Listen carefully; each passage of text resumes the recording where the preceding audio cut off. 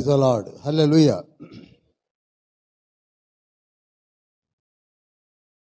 పరిశుద్ధ సువార్త పాఠములను మనం ధ్యానిస్తూ ఉన్నాం. మత్తయి సువార్తను ధ్యానిస్తూ ఉన్నాం గడిచిన వారములలో. గమనించండి,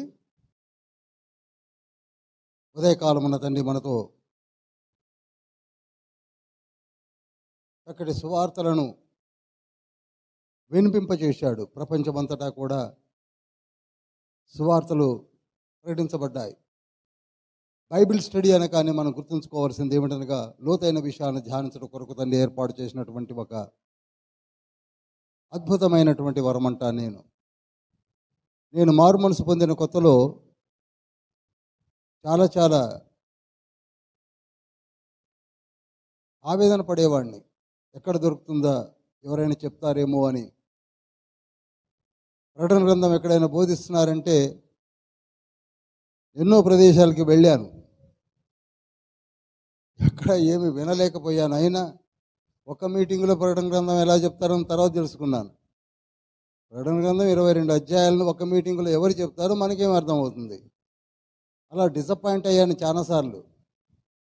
కానీ ఈనాడు తండ్రి మనల్ని దీవించి ఈవెన్ బుక్ ఆఫ్ మ్యాథ్యూస్ని 5 పార్ట్స్లోనికి మనం ఎక్కడున్నామంటే 5వ అధ్యాయంలోనే ఉన్నాం. కనుక మనము ధన్యులం, చాలా విషయాలు తెలుసుకోగలుగుతున్నాం. ఈనాడు 13 encyclopedias are there in the Google and in the market. 13 ఎన్సైక్లోపీడియాలు ఉన్నాయి. నంబర్ ఆఫ్ బైబిల్స్ ఉన్నాయి. ఆథరైజ్డ్ బైబిల్స్ 35 అబోవ్ చూపిస్తున్నారు. 21 ఇన్ ద ఇయర్ 2021లో. ఇప్పుడు ఎన్నున్నాయో నేను చూడలేదు. అటువంటి స్థితిలో మనం ఉన్నాం.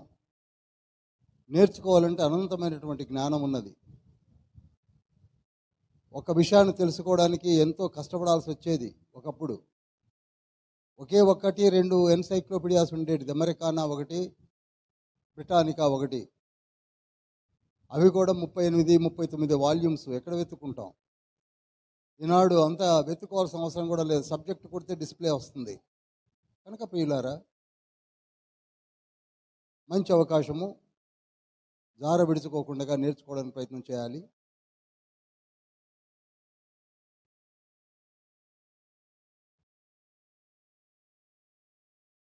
ఇరవై 6 మంది మాత్రమే ఉన్నారు. Let us wait 10 to 15 minutes time. ప్రతి వారం మనం ఎదురు చూస్తున్నాం. ఎందుకనగా కొంచెం లైట్ ఉండడం వల్ల లేటుగా ఆరంభం అవుతుందని అనుకుంటున్నారేమో, నాకు తెలియదు. ఎవరైనా ఒక ప్రశ్న అడగండి. ఆ ప్రశ్నని ధ్యానించేసి ఒక 10 to 15 మినిట్స్లో మనం బైబిల్ క్లాస్లోకి వెళదాం. ఎవరైనా సరే మీకున్న ఆత్మీయ స్థితిలో కావలసినటువంటి ప్రశ్నను అడగడానికి ప్రయత్నం చేయండి. ఎదుగుదల కొరకు మనము అందులోనికి వెళదాం. మహోన్నతుడా, పరిశుద్ధుడా, పరలోక తండ్రి, మమ్మల్ని దీవించి ఆశీర్వదించి చిన్నమందగా మీ బంగారు పాదం చెంతకు చేర్చిన గొప్ప తరుణమును బట్టి కొనాలు చెల్లిస్తున్నాం. మీ బిడ్డలను సకాలంలో నడిపించండి. మాకు మీరు ఇచ్చిన ఈ గొప్ప అవకాశంలో సద్వినియోగపరుచుకున్నటకు పాటలతో, కీర్తనలతో మిమ్మల్ని మహిమపరిచాం. సంఘము స్టూడెంట్స్ రావలసిన సమయం కొరకు ఎదురు చూస్తూ ఉన్నాం. మీరే నడిపించండి, ఆకర్షించుకోండి. వచ్చిన బిడ్డలతో మీరే మాట్లాడమని యేసయ్య పరిశుద్ధ నామములో వినతి వేడుకుంటున్నాం పరమ తండ్రి. Amen, amen, amen. ఎవరైనా సరే వెంటనే ఒక ప్రశ్న అడగండి. Let us start early.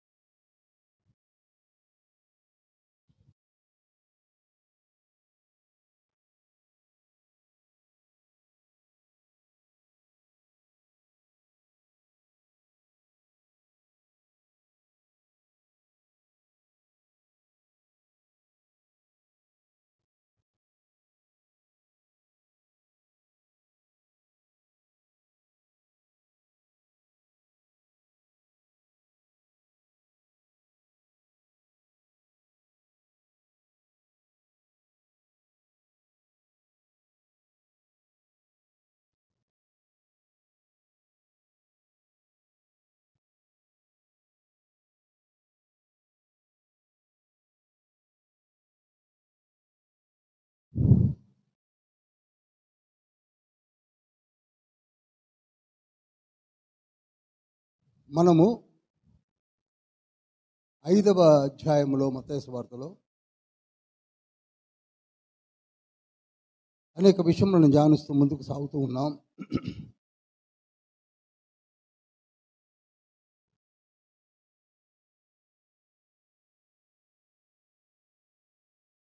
ఇది కొండ మీద ప్రసంగం. 5వ అధ్యాయం నుంచి కొండ మీద ప్రసంగం అని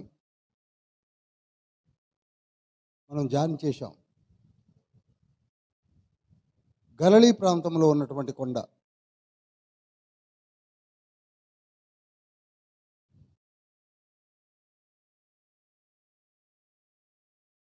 ప్రభువు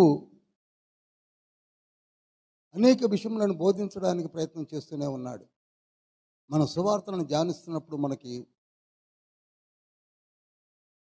తేడతెల్లంగా కనపడుతూ ఉంటుంది. గ్రహించవలసిన విషయాలు ఏమిటనగా అనేక విషయాలు మాట్లాడుతున్నాడు. అనేక విషయాలు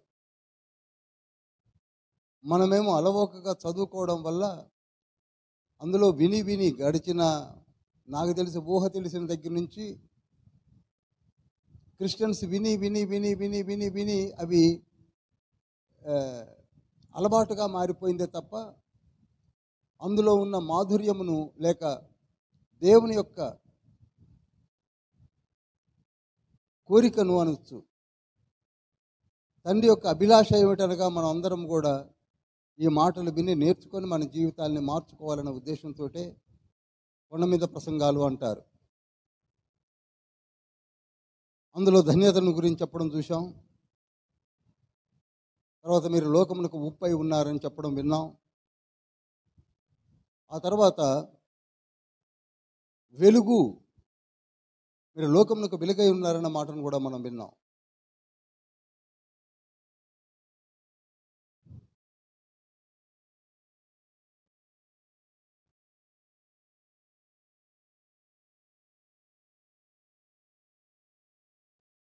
ఆ తర్వాత మీ నీతి కూడా అధికం కావాలని అన్నాడు. ఇక్కడనే ఆలోచిస్తే జాగ్రత్తగా, నీతి అధికం అవడం ఏమిటి, మన నీతి అధికం అవడం ఏమిటి అనగా అక్కడే ఒక మాటను కూడా తండ్రి వాడాడు. ఏంటంటే శాస్త్రుల పరిసయ్యుల నీతి కంటే మీ నీతి అధికం కావాలన్నాడు. అంటే మన నీతి జీవితము చాలా చాలా బలహీనంగా ఉంది అని. ఉదయకాలమున అందుకే తండ్రి మనతో మాట్లాడాడు, మీరు నీతిమంతులుగా మారాలి, నీతి జీవితాన్ని ఆరంభించాలి అని మనల్ని జీవింపచేయడానికే 66 పుస్తకాలు కలిగినటువంటి పరిశుద్ధ బైబిల్ గ్రంథాన్ని తండ్రి ఇచ్చాడు. అయితే దాన్ని పొందుకున్నాము, కానీ దానిలోని జ్ఞానమును మనం తెలుసుకోలేకపోయాం. వీటిని ఎలా తెలుసుకోవాలి, ఈ మధురమైన పలుకులను ఎలా గ్రహించాలనే మీమాంసలో ఉన్నప్పుడే వాటిని తెలియచేయడానికే దేవదేవుడు దిగి వచ్చాడు. హల్లెలూయా. యేసయ్య దిగి వచ్చింది తెలియచేయడానికి. నిజంగా యేసయ్యే చెప్పకపోతే మనకి ఒక జీవితకాలం తాలేది కాదేమో. అందుకే అటువంటి పరిశుద్ధ బైబిల్ గ్రంథమును మన కుడి చేతిలోనికి తీసుకుందాం.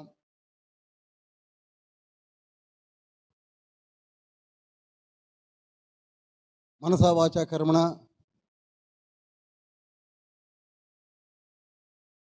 మన హృదయాన్ని పదిలపరుచుకుందాం.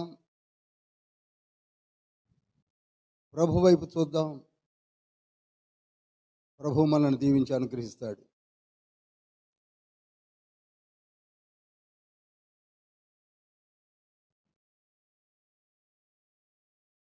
హల్లెలూయా.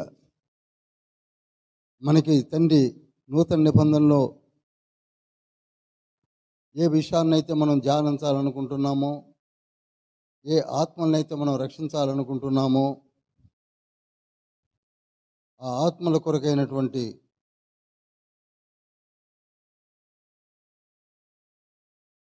తపన మనం కలిగి ఉండాలి.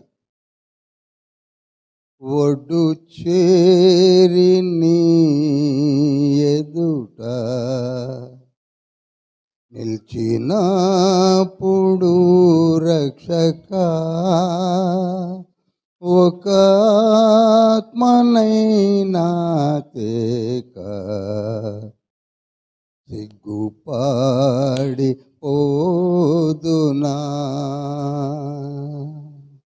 ఒక ఆత్మనైనా నేను రక్షింపక యేసువా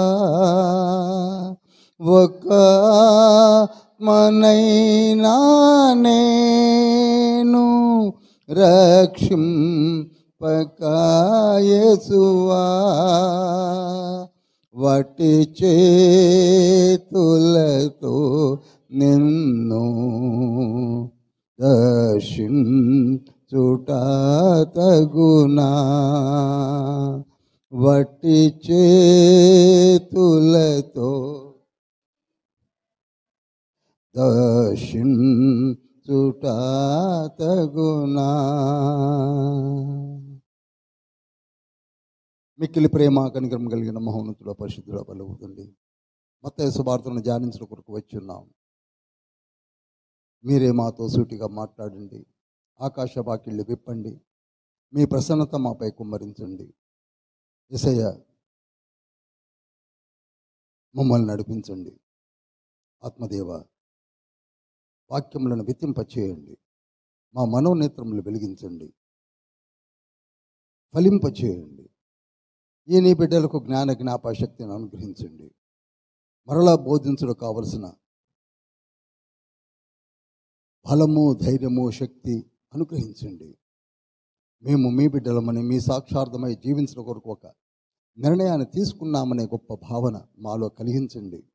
పరలోక వాసులమని ఒక దినమున మీకు మేమందరము కలిసి రిపోర్ట్ ఇవ్వవలసిన సమయం ఆసన్నం అవుతున్నదని గ్రహించి కడు వణుకుతో, కడు భయంతో మా జీవితాలని మీ పాదం చెంత జరిగించే గొప్ప భాగ్యం ప్రసాదించమని యేసయ్య పరిశుద్ధ నామములో అతివినంత వేడుకుంటున్నాం పరమ తండ్రి, ఆమేన్. ఇలా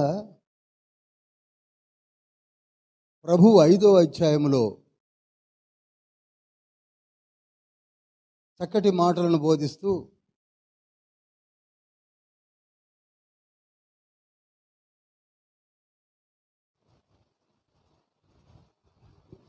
ఐదో అధ్యాయం 17వ వచనం ఒకసారి చదువుదాం. ధర్మశాస్త్రమునైనను ప్రవక్తల వచనములనైనను కొట్టివేయవచ్చితినని తలంచవద్దు. నెరవేర్చుటకే గాని కొట్టివేయుటకు నేను రాలేదు. చూడండి,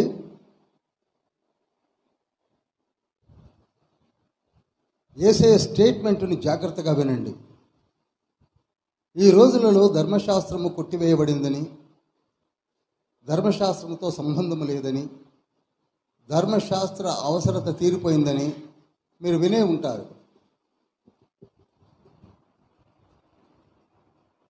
అపార్థము చేసుకోవడానికి కొన్ని లేఖనాలు పరిశుద్ధ బైబిల్ గ్రంథంలో కొందరికి అర్థం కాక, అందుకే పేతురు కూడా అంటాడు కదా, పౌలు గారు రాసిన పత్రికలు విద్యావిహీనులు, అస్థిరులైన వారు అపార్థం చేసుకున్నారు అని 2వ పేతురు పత్రికలో ఉంటుంది, 3వ అధ్యాయం 15-16 వచనాల్లో.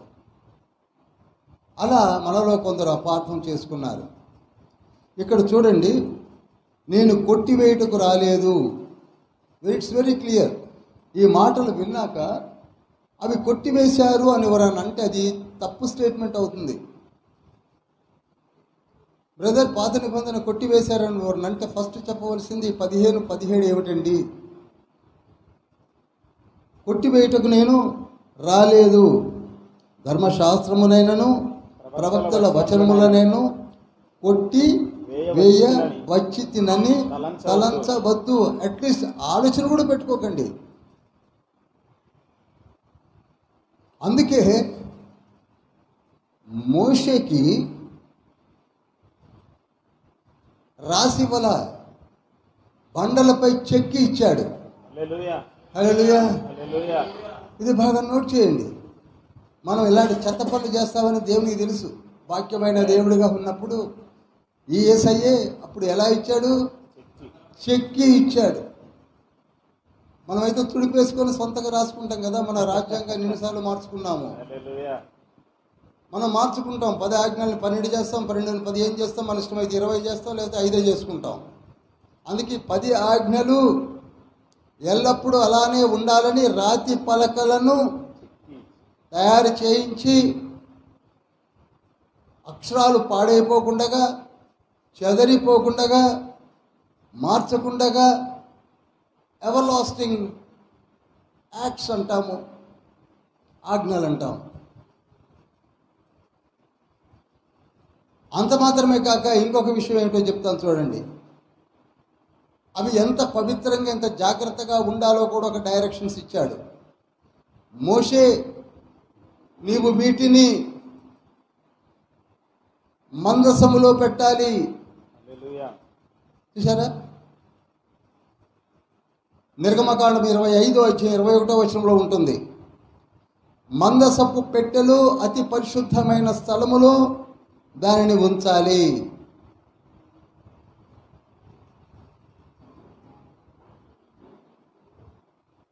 అంత మాత్రమే కాక ఆ మందసమును అతి పరిశుద్ధమైన స్థలములో ఉంచాలి.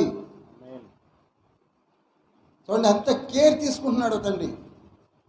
మనమేమో కొట్టేశారు బ్రదర్, తుడిచేశారు బ్రదర్, ఏది చెప్పినా చలామణి అవుతుందని మాట్లాడేసుకుంటున్నాం. ఈ మందసము అతి పరిశుద్ధ స్థలములో ఉంచవలెను. హెబ్రీ పత్రిక 9వ అధ్యాయము 2-3 వచనాల్లో కూడా లిఖించబడి ఉన్నది.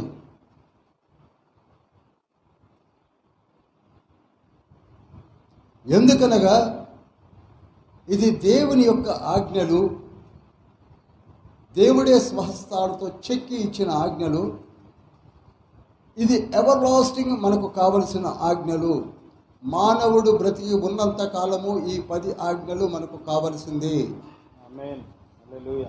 అందుకే యేసయ్య కూడా అక్కడ రాయించి ఇచ్చి ఇక్కడ నేను వచ్చి మళ్ళా వివరిస్తున్నానని చెప్పాడు. అది 5వ అధ్యాయంలో ఉన్నటువంటి లేఖనముల సారాంశము. ప్రకటన గ్రంథము 11వ అధ్యాయము 19వ వచనము. మరియు పరలోకమందు దేవుని ఆలయము తెరవబడగా దేవుని నిబంధన మందసము ఆయన ఆలయములో కనబడెను.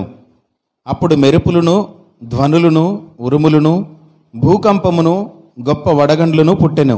చూడండి, అపోస్తలుడైన యోహాను పరలోకంలోనికి వెళ్ళాడు. వెళ్ళి పరలోకములో, దేవదూతల లోకములో ఆలయాన్ని చూశాడు. ఆలయములో మందసాన్ని కూడా చూశాడు. నిబంధన మందసం అనగా తండ్రి మనకిచ్చిన ప్రతి ఆలయ గుడార నిర్మాణమును ఎంత కేర్ తీసుకున్నాడో మీకు తెలుసు. అనేక మార్లు చెప్పాను కూడా. ఇవన్నీ తండ్రి చేసే ప్రతి కార్యం ఎవర్ లాస్టింగ్ ఉంటాయి, మనలాగా ఉండవు. హల్లెలూయా. ప్రతిదీ ఎవర్ లాస్టింగే. ద్వితీయోపదేశకాండం 32వ అధ్యాయం 4వ వచనం ప్రకారంగా his deeds and his works are everlasting. His rock, his work is perfect.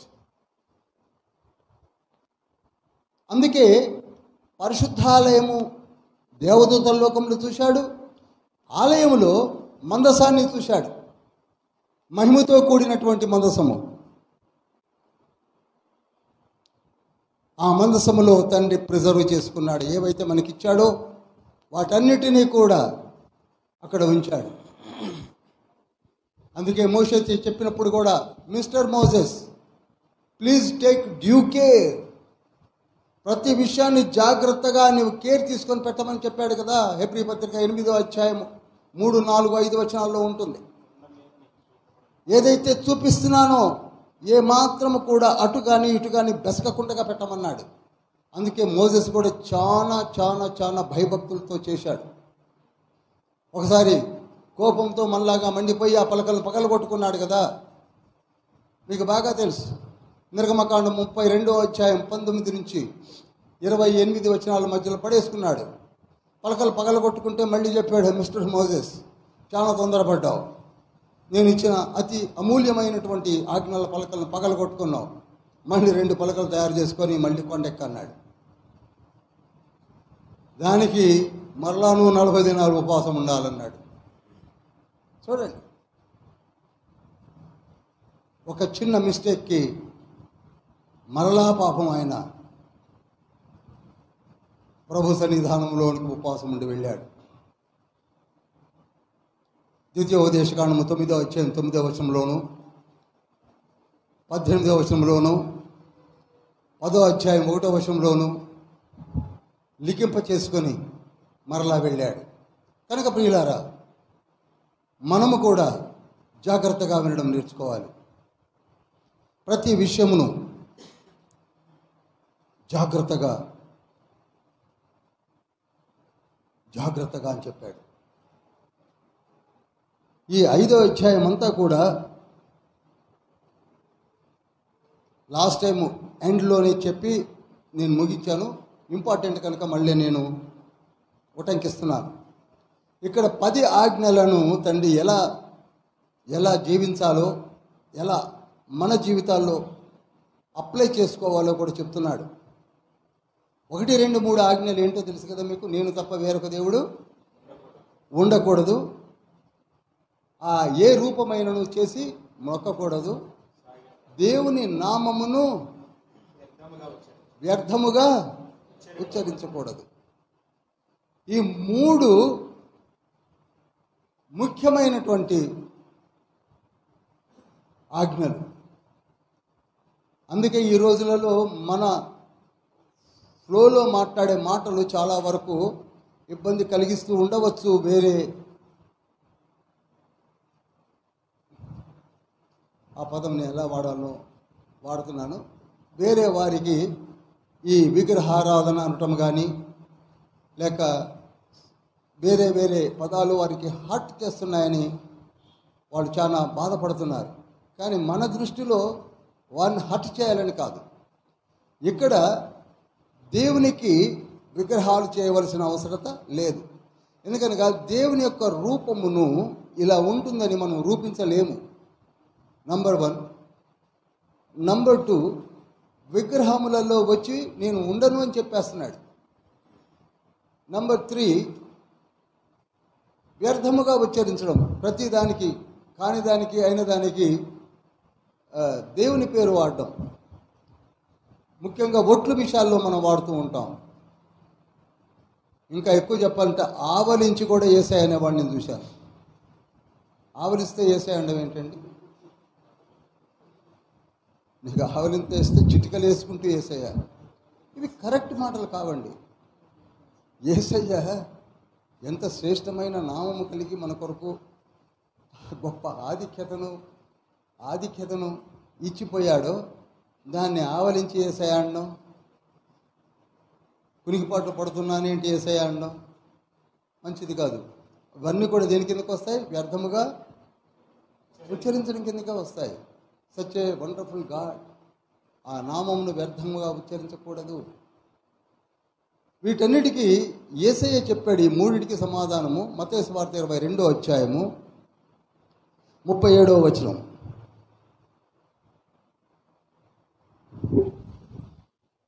అందుకు ఆయన, నీ పూర్ణ హృదయముతోనూ, నీ పూర్ణాత్మతోనూ, నీ పూర్ణ మనసుతోనూ నీ దేవుడైన ప్రభువును ప్రేమింపవలెననున్నదియే. తర్వాత, ఇది ముఖ్యమైనదియు మొదటిదియునైన ఆజ్ఞ. చూసారా? ఇది ముఖ్యమైనది, మొదట నియమమైన ఆజ్ఞ. చూసారా? కొట్టివేయలా. మనం ఎక్కడ 5 అధ్యాయాలు చూసి కనపడలేదు కదా అని కొట్టివేశాడు అనుకుంటున్నామేమో. కొంత ఇచ్చట కొంత అచ్చట దొరుకునన్న మాటని ఇక్కడ సార్థకత జరుగుతున్నది. ఇవే మాటలు మనకి మార్కు సువార్త 12వ అధ్యాయం 30వ వచనంలో ఉంటుంది. కానీ మత్తయిలో ఉన్నాము కనుక మత్తయి నేను తీసి చూపించాను. ఖచ్చితంగా మనము మొదట ఆజ్ఞను పాటించాల్సిందే అని యేసయ్య చెప్పేశాడు. ఇక 4వ ఆజ్ఞ విశ్రాంతి దినము యొక్క ఆచరణ గురించి చెప్పాడు. దానికి ఏమని చెప్పాడంటే, మత్తయి సువార్త 12వ అధ్యాయము 8వ వచనములో ఏమన్నాడో చూడండి. కాగా మనుష్య కుమారుడు విశ్రాంతి దినమునకు ప్రభువై ఉన్నాడనెను. చాలు. ఆచరించుట అనగా నా నామములో మీరు విశ్రాంతి దినమును పాటించినట్లయితే that is more then enough. నా నామములో విశ్రాంతి దినము యొక్క ప్రభువు ఎవరంటే యేసయ్యట. విశ్రాంతి దినమునకే ప్రభువు అని ఇక్కడ చాలా వరకు మనకి డాక్టర్స్ మారాయి కనుక విశ్రాంతి దినం అంటే శనివారమే ఆచరించాలని, ఆదివారము తప్పని మన దగ్గరికి చాలా వరకు పాపం వచ్చి అడుగుతూ ఉంటారు. దాని గురించి నేను పెద్దగా ఏమీ ఇప్పుడు ఎత్తుకోను. ఇక్కడ కావలసింది విశ్రాంతి దినము తండ్రి ఏర్పాటు చేసినది మనుషుల కొరకు. ఎవరి కొరకండి? మనుషుల కొరకు. ఈ మనుషులందరూ కూడా వచ్చి విశ్రాంతి దినమున ప్రభువుని ఆరాధించాలి, ప్రభు సముఖంలో గడపాలి. There is no ambiguity and there is no dispute, there is no debate also. అనవసరం, ఇట్స్ నాట్ నెససరీ. దేనికంటే విశ్రాంతి దినమే మన కొరకు ఏర్పరిచాడు. ఈ మాటను మార్కు సువార్త 2వ అధ్యాయము 27వ వచనం చదవండి. మార్కు 2:27. మరియు విశ్రాంతి దినము మనుషుల కొరకే నియమింపబడును గాని మనుష్యులు విశ్రాంతి దినము కొరకు నియమింపబడలేదు. చాలండి, ఇక్కడనే అర్థమవుతుంది. తండ్రి ఏర్పరిచిన విశ్రాంతి దినము మన కొరకు. ఇది లోతైన అనుభవం కనుక బ్లైండ్గా లిటరరీగా మనము ఖచ్చితంగా శనివారమే కూర్చోవాలి అని కూర్చునే వాళ్ళు ఉన్నారు. లేరని అన్ను, వాళ్ళు తప్పని అంటలే, రైట్ అని అంటలా. ఇప్పుడు దాన్ని ఎత్తుకుంటే మన సమయం అంతా అక్కడికే పోతుంది కనుక దాన్ని వదిలేశాను నేను. 7th డే ఒక మంచి సంస్థ ఉంది, అది మంచి సంస్థే. అందులో వారు అనుకునేది ఏంటంటే విశ్రాంతి దినం శనివారం నాడే మనం అందరం కూడా ఖచ్చితంగా పాటించాలి అని. పాటించడంలో తప్పేం లేదు, తప్పస్సలు లేదు. కానీ విశ్రాంతి దినము నాడే మనము పాటించకపోతే నరకానికి పెడతామనేది కరెక్ట్ కాదు. ఇదొకటి గుర్తుంచుకోండి. మన యేసయ్య శాడిస్ట్ కాదు. యేసయ్య ఎప్పుడు బెత్తం పట్టుకొని కొట్టడానికి ఎదురు చూసే యేసయ్య కాదు. కనుక విశ్రాంతి దినమునకు నేను ప్రభువునై ఉన్నాను కనుక మీరు విశ్రాంతి దినమున నన్ను ఫస్ట్ జ్ఞాపకం చేసుకోండి, ప్రభువుని జ్ఞాపకం చేసుకోవాలి.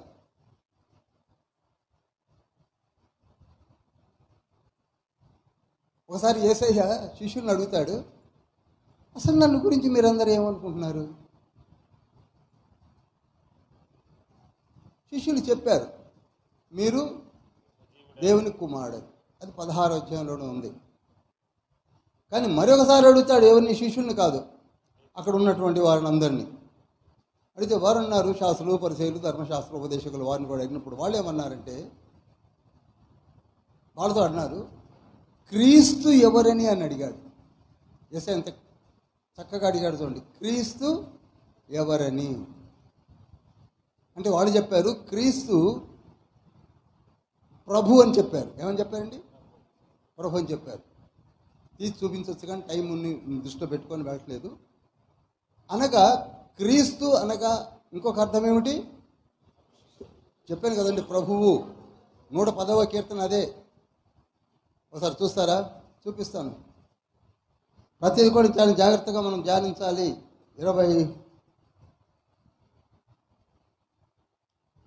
22వ అధ్యాయము ఇప్పుడే చదివాం మనం, 41వ వచనము. ఒకప్పుడు పరిసయ్యులు కూడి ఉండగా యేసు వారిని చూచి, క్రీస్తుని గూర్చి మీకేమి తోచుచున్నది అని అడిగాడు. చూసారు, మనకి ఇంతవరకు క్రీస్తు అంటే అర్థమే తెలియదు. పరిసయ్యులను అడిగారు, ఓ పరిసయ్యులారా, you are very eagerly awaiting for the meaning of Christ. అప్పుడు వారేమన్నారు చూడండి, ఆయన దావీదు కుమారుడు అని చెప్పారు. క్రీస్తు ఎవరని చెప్పారు? అందుకు ఆయన వెంటనే, దావీదు కుమారుడు అయితే నేను నీ శత్రువులను నీ పాదముల కింద ఉంచు వరకు నీవు నా కుడి పార్శ్వమున కూర్చుండమని ప్రభువు నా ప్రభువుతో చెప్పెను. అని దావీదు ఆయనను ప్రభు అని ఆత్మ వలన ఏల చెప్పుతున్నాడు అని అడిగాడు. తిరిగి ప్రశ్న వేశాడు. వాళ్ళ దగ్గర ఆన్సర్ లేదు. 110వ కీర్తనలోనికి మనం వెళ్ళాలి, ఆన్సర్ లేదు. క్రీస్తు అనగా ప్రభువు, క్రీస్తు అనగా దేవుని యొక్క ప్రతిరూపము, క్రీస్తు అనగా దైవ సంభూతిని యొక్క ఉనికి, ఇవన్నీ కనపడుతున్నాయి. మనమే ఈ ప్రభు అనే మాటను అర్థం చేసుకోలేకపోతున్నాం. విశ్రాంతి దినమునకు నేను ప్రభువై ఉన్నాను అని యేసయ్య ఎందుకన్నాడంటే, ఇక ఈ మాటతో మీకు అర్థమైపోవాలి, every power which I'm having, దాన్ని నేను మీ ఎడల ఒక మంచి సంకల్పంతో ఇచ్చి ఉన్నాను. విశ్రాంతి దినమే కావచ్చు, ఈ జీవితమే కావచ్చు, ధర్మశాస్త్రమే కావచ్చు, 10 ఆజ్ఞలు కావచ్చు, కట్టడలు కావచ్చు, విధులు కావచ్చు, అది మనలను నీతి మార్గంలో నడిపించడం కొరకు ఇచ్చిందే తప్ప విశ్రాంతి దినమున నీవు రాలేదు కనుక నేను కొట్టివేస్తానని చెప్పడానికి ఇవ్వాల. ఈ మాటను జ్ఞాపకం చేసుకోమన్నాడు విశ్రాంతి దిన విషయంలో.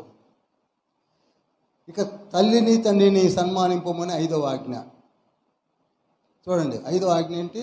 నీ తల్లిదండ్రులను. మత్తయి సువార్త 15వ అధ్యాయము 4-5 వచనాలు. తల్లిదండ్రులను ఘనపరచుమనియు తండ్రినైనను తల్లినైనను దూషించువాడు తప్పక మరణం పొందవలననియు దేవుడు సెలవిచ్చెను. చూడండి, ఆజ్ఞను ఎత్తిపట్టాడు యేసయ్య. మనమేమో తల్లిదండ్రుల గురించి ఎక్కడ చెప్పలేదు, 5వ అధ్యాయం అనుకుంటున్నాం. స్పష్టంగా చెప్తున్నాడు. చెప్పడమే కాదు, సిలువలో వ్రేలాడుతూ,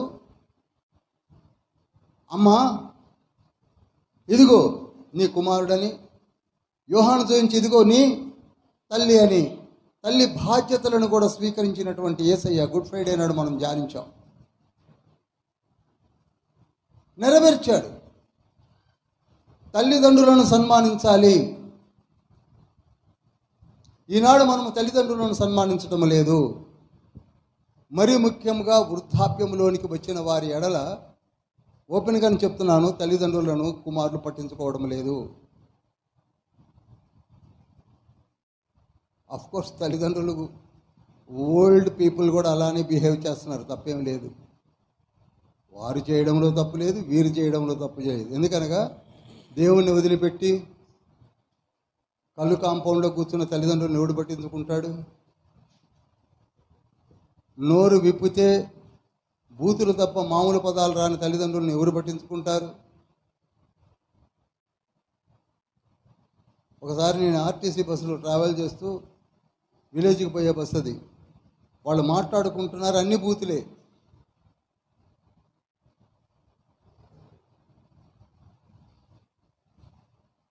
తల్లిదండ్రులు అలానే బిహేవ్ చేస్తున్నారు, పిల్లలు అలానే బిహేవ్ చేస్తున్నారు. అందుకే తండ్రి అన్నాడు, తల్లిదండ్రులారా మీ పిల్లలకు మీరు విద్యాబుద్ధులు చెప్పండి, శుద్ధులు బోధించండి అన్నాడు కదా సామెతల గ్రంథం 1వ అధ్యాయం 8వ వచనంలో, సామెతల గ్రంథం 6వ అధ్యాయం 20వ వచనంలో, సామెతల గ్రంథం 22వ అధ్యాయం 6వ వచనంలో, సామెతల గ్రంథం 23వ అధ్యాయం 22వ వచనంలో,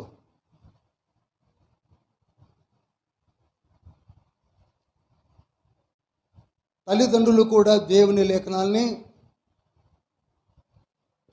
హృదయంలో ఉంచుకొని ధ్యానిస్తూ పిల్లలకు బోధించాలి.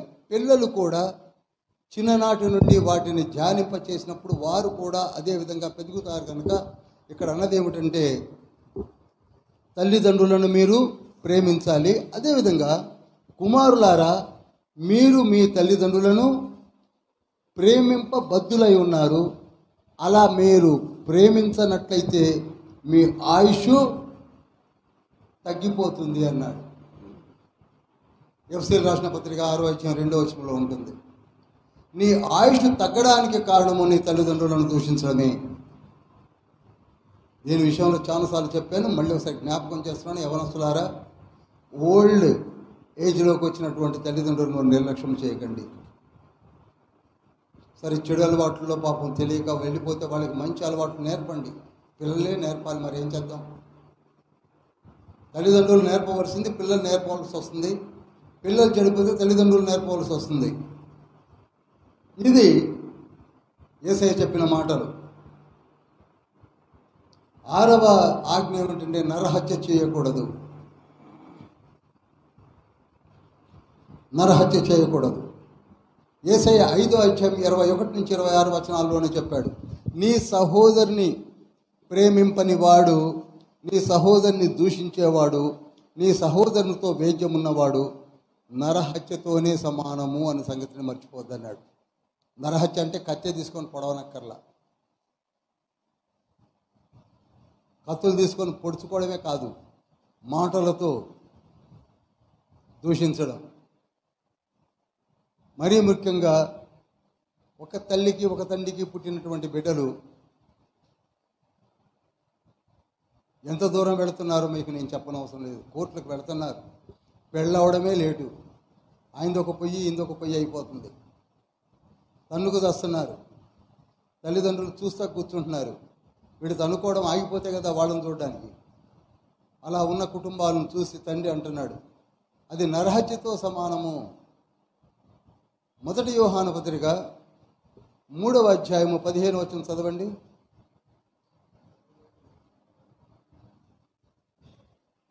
తన సహోదరుని ద్వేషించువాడు నరహంతకుడు. చూశారా?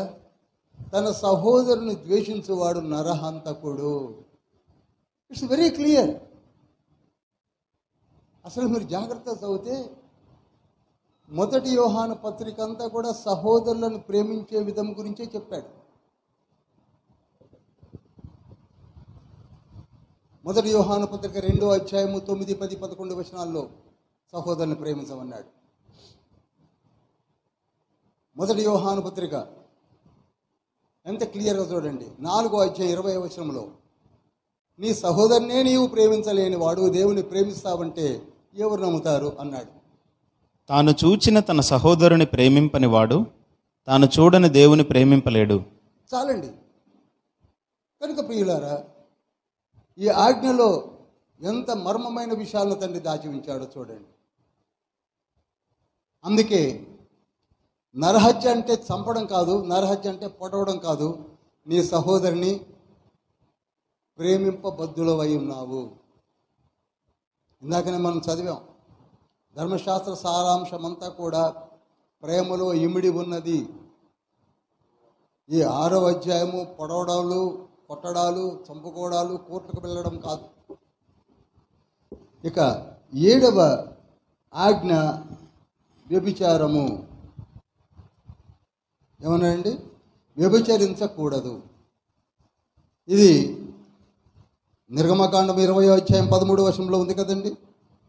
14వ వచనంలో ఉంది కదా. 20:14లో వ్యభిచరించకూడదు. యేసయ్య ఏమన్నాడు? 5వ అధ్యాయంలోనే అన్నాడు, వ్యభిచారం అంటే నువ్వు పోయి వ్యభిచారం చేయవలసిన అవసరం లేదు, ఒక స్త్రీని మోహపు చూపు చూస్తేనే చాలు, నీవు తప్పు చేసినట్లే అన్నాడు. ఎంత సెన్సిటివ్గా తండ్రి చెప్పాడు. రియల్లీ మత్తయి సువార్తలో ఈ విషయాలు మనము బాగా నేర్చుకోవాలి. ఈ రోజులలో ఆడపిల్లని ఒక 16-15 ఏళ్ళు, అంత కూడా అక్కర్లేదేమో, 5 సంవత్సరాల పాపల్ని, 4 సంవత్సరాల పాపల్ని రేప్ చేసే ప్రబుద్ధులు పేపర్లో పడుతున్నాయి. మరి అదేమిటో నాకు అర్థం కాదు. 4 సంవత్సరాల పాపను రేప్ చేయడం ఏంటండి? 5 సంవత్సరాల పాపను రేప్ చేయడం ఏంటండి? అది ఏమిటో నాకు అర్థం కాల. మరి అది ఏ కేటగిరీలోకి వెళుతుందో. ఇంత చక్కగా నాకు తెలిసి లిఖింపజేసి మనకి ఇచ్చినటువంటి పరిశుద్ధ బైబిల్ గ్రంథాన్ని క్రిటిసైజ్ చేసుకుంటూ కూర్చున్న వారిని చూస్తే బాధ అనిపిస్తుంది. అసలు నువ్వు ముట్టుకోనక్కర్లేదు, నీ మనసులో అనుకుంటే చాలన్నాడు. అంత శుద్ధతని నేర్పుకున్నాడు తండ్రి. నీ మనసులోనే ఒక తలంపు పుట్టక మునిపే నీవు ఎక్స్క్యూజ్ కోరుకో.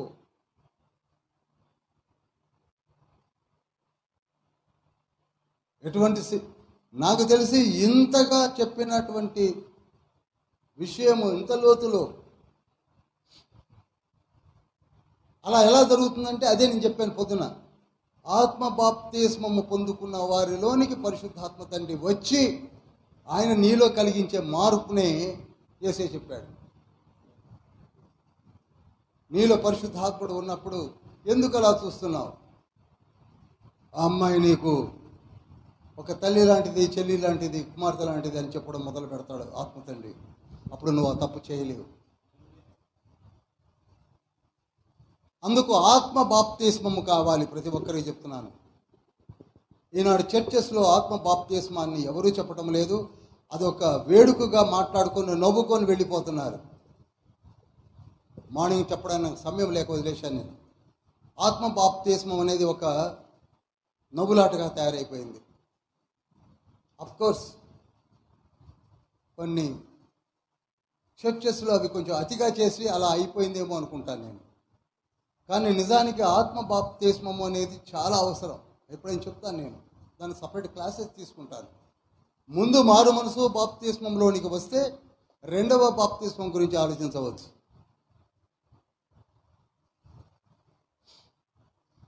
తర్వాత 8, 9, 10 దొంగతనము, అబద్ధ సాక్ష్యము, నీ పొరుగు వారిని ఏ వస్తువైనా కోరుకొనుట, ఇవన్నీ కలిపి 5వ అధ్యాయము మత్తయి సువార్త 38వ వచనము నుండి ఒకేసారి తెరిచేశాడు తండ్రి. చూడండి, కంటికి కన్ను పంటికి పన్ను అన్న మాటలు మీరు విన్నారు కదా. అక్కడ ఏమంటున్నాడంటే, మీకు ఏది కావాలి, నేను మీతో చెప్పున్నది ఏమనగా, నేను కుడి చెంప మీద కొడితే ఎడమ చెంప తిప్పండి, నీ యజ్ఞము నీ అంగి తీసుకున్న కోరినట్లయితే అంగి ఇచ్చిపారే, ఒకడు మైలు దూరం రమ్మంటే 2 మైళ్ళు వెళ్ళు, నిన్ను అడిగితే వానికి ముఖం తిప్పుకోకు, నీ శత్రువులను ప్రేమించండి, వారిని హింసించవద్దు అని మొత్తం చెప్పుకుంటూ వచ్చింది. ఏమిటంటే, ఇవి కలిగి ఉన్నప్పుడు ఇంకా దొంగతనం ఎందుకు జరిగింది చెప్పండి? అసలు నీవు ఎదుటివాడి గురించి అసలు ఆలోచించడమే వేరే విధంగా ఆలోచిస్తుంటే ఇక దొంగతనం ఎప్పుడు చేస్తాం? బాగుంది అనుకుంటావేమో మనసులో, కానీ దొంగతనం చేస్తానని అనుకో. కనుక 10 ఆజ్ఞలను యేసుక్రీస్తు ప్రభువారు పాటించాలనే చెప్పాడు. కొట్టేయమని ఎక్కడ చెప్పలేదు, కొట్టివేయ వచ్చిందని మాత్రం ఎక్కడ అనలేదు.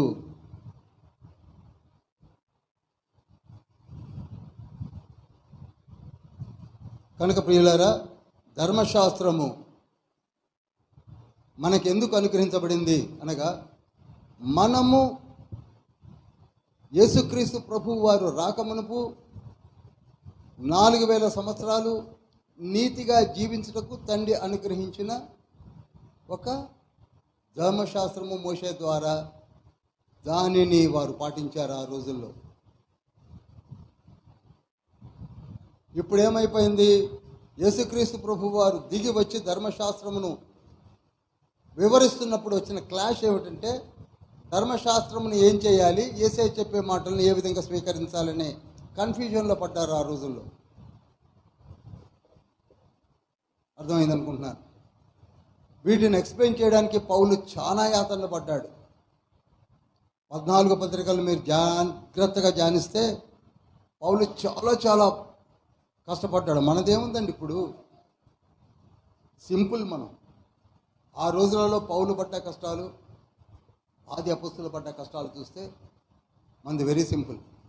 చూడండి, ధర్మశాస్త్రము తండ్రి ఎందుకు ఇచ్చాడు? నీతిగా జీవించాలని. ఎందుకు ఇచ్చాడండి?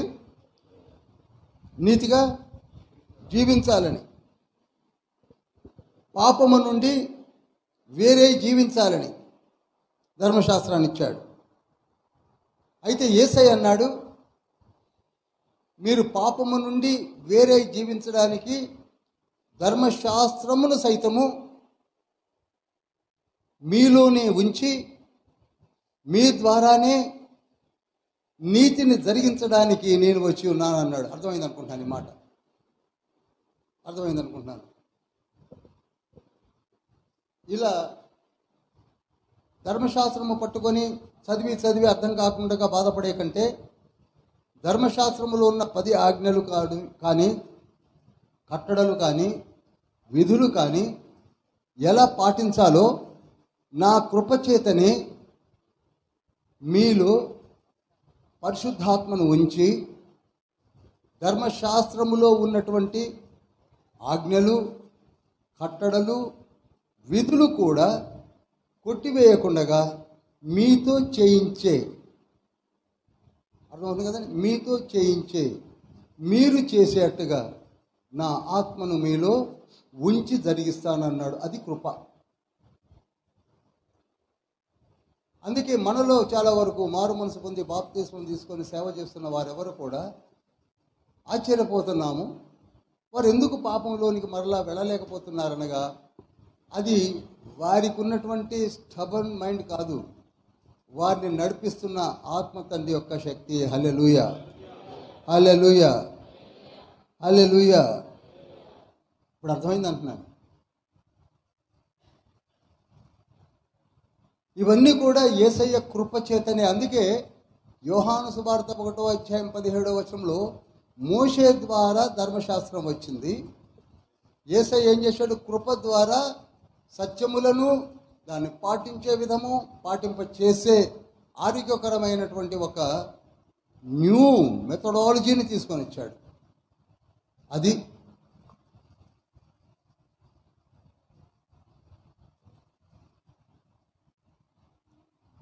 పరిశుద్ధాత్మ నీతి కార్యములు మనలో ఉండి జరిగిస్తాడు. ధర్మశాస్త్రములో ఉన్న ఈ 10 ఆజ్ఞలు మాట్లాడితే నిర్గమకాండం 20వ అధ్యాయం తీసి 1 నుంచి 17 దాకా చదవాల్సిన అవసరం లేదు. అవన్నీ నీ హృదయంలోనే ఉంటాయి. ఇందాక యేసయ్య చెప్పినవన్నీ అయ్యే ఆజ్ఞలన్నీ నీ హృదయంలో ఉంటాయి. ఎక్కడైనా గబాలను నిలబడ్డావు, దీనికి మొక్కవలసిన అవసరం లేదు అని నీ మనసులోనే నీకు తెలిసిపోతుంది. ఈ వస్తువులు ఎత్తుకెళ్తే బాగుండు, అనవసరం, నువ్వు దొంగతనం చేయకూడదు, నీ హృదయంలోనే తెలిసిపోతుంది. కనుక నీ హృదయములో లిఖించబడి ఉన్నాయి. హెబ్రీ పత్రిక 8వ అధ్యాయము 10వ వచనము. ఆ దినములైన తరువాత ఇశ్రాయేలు ఇంటివారితో నేను చేయబోవు నిబంధన ఏదనగా, వారి మనస్సులో నా ధర్మ విధులను ఉంచెదను. చాలండి. ఆ దినములైన తర్వాత, ఆ దినములైన తర్వాత కంజంక్షన్, మీ హృదయములోని వీటన్నిటిని ఉంచుతాను. ఇప్పుడు మీలో చాలా వరకు పరిశుద్ధ లేఖనాన్ని అశోక ఎలా చెప్పగలుగుతున్నారు? అవన్నీ మీ హృదయంలో చెప్పండి ఉంచుతున్నాడు. ఇందులో ఆశ్చర్యం ఏమి లేవు. ఆ తండ్రి ఉంచాడు కనుక నువ్వు బయటికి తీసుకొస్తున్నావు. ఆ తండ్రి ఉంచకపోతే నువ్వు బయటికి తేలేవు. యేసయ్య చేసిన అద్భుతమైన క్రియ ఏమిటనగా మన హృదయంలోనే బైబిల్ ఉంచేయాలని ఇష్టపడుతున్నాడు. ఇది తెలుసుకోవడం నాకు దాదాపు 10 సంవత్సరాలు పట్టింది. బైబిల్ని హృదయంలో ఉంచాలని కోరుకుంటున్నాడు. If you are desired so. యోహాను సువార్త 14వ అధ్యాయం 26వ వచనంలో చూడండి. యోహాను సువార్త 14:26లో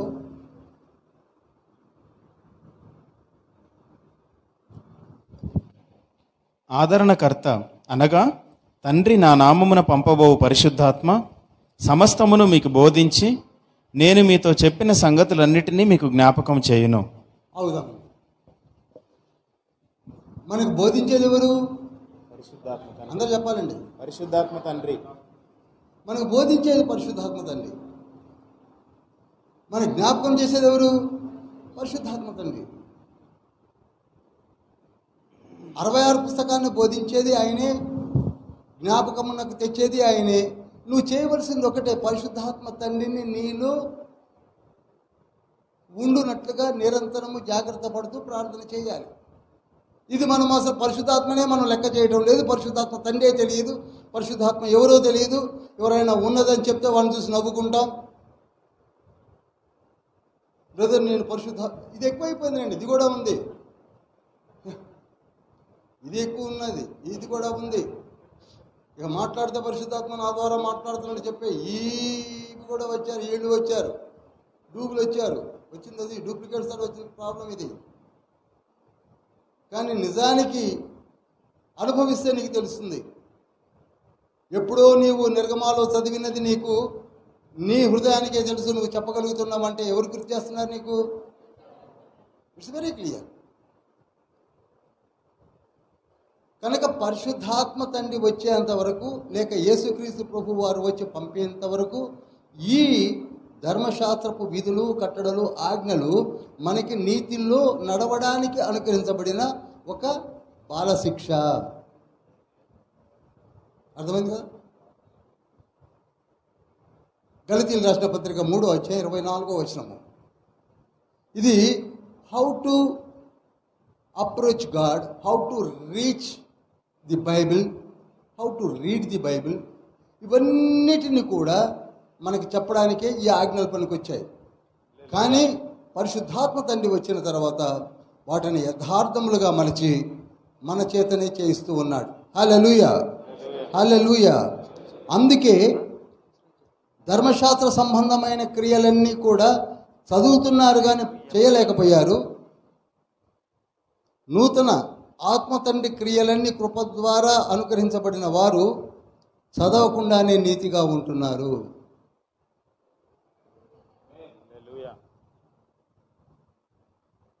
నీతిగా ఉంటున్నారు. కనుక ధర్మశాస్త్రము నీతి కొరకు నడిపించింది. ప్రభువు తన ఆత్మనే మనలో ఉంచి ఆ నీతిని మన చేతనే చేయించాడు, ప్రూవ్ చేశాడు. ఒకప్పుడు ఘోర పాపినైన నేను ఇప్పుడు నీతిమంతునిగా మార్చడానికి యేసయ్య తన రక్తాన్ని ఇవ్వడమే కాక తన ఆత్మను కూడా మనలో ఉంచి మన చేతనే జరిగిస్తున్నాడు. ఇది అర్థమైంది అనుకుంటున్నాను.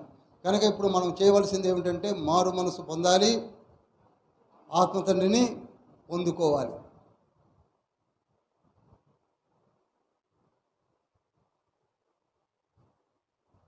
అదేంటండి మీరు భలే గమ్మత్తుగా చెప్తున్నారు, మారు మనసు పొందిన వెంటనే బాప్తిస్మతో ఆత్మతండ్రి వచ్చేస్తాడు కదా అని ఒకసారి చెప్పిన నాకు గుర్తంటే వస్తాడు.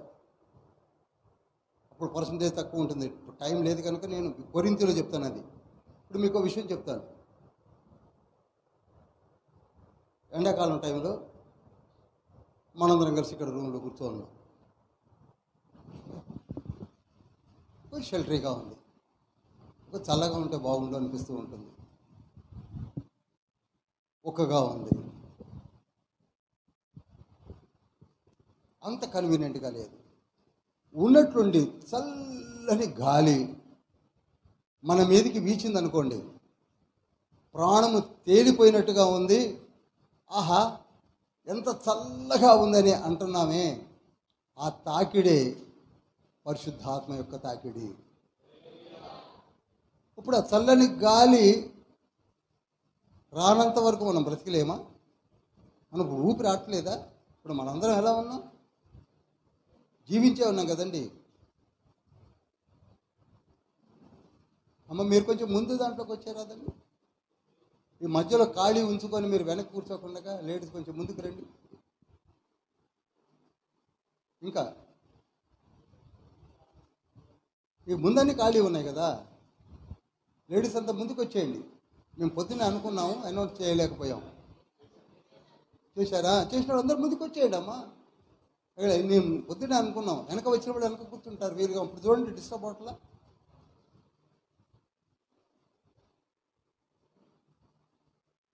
చూడండి, జీవించడానికి గాలి కావాలో ఉంది.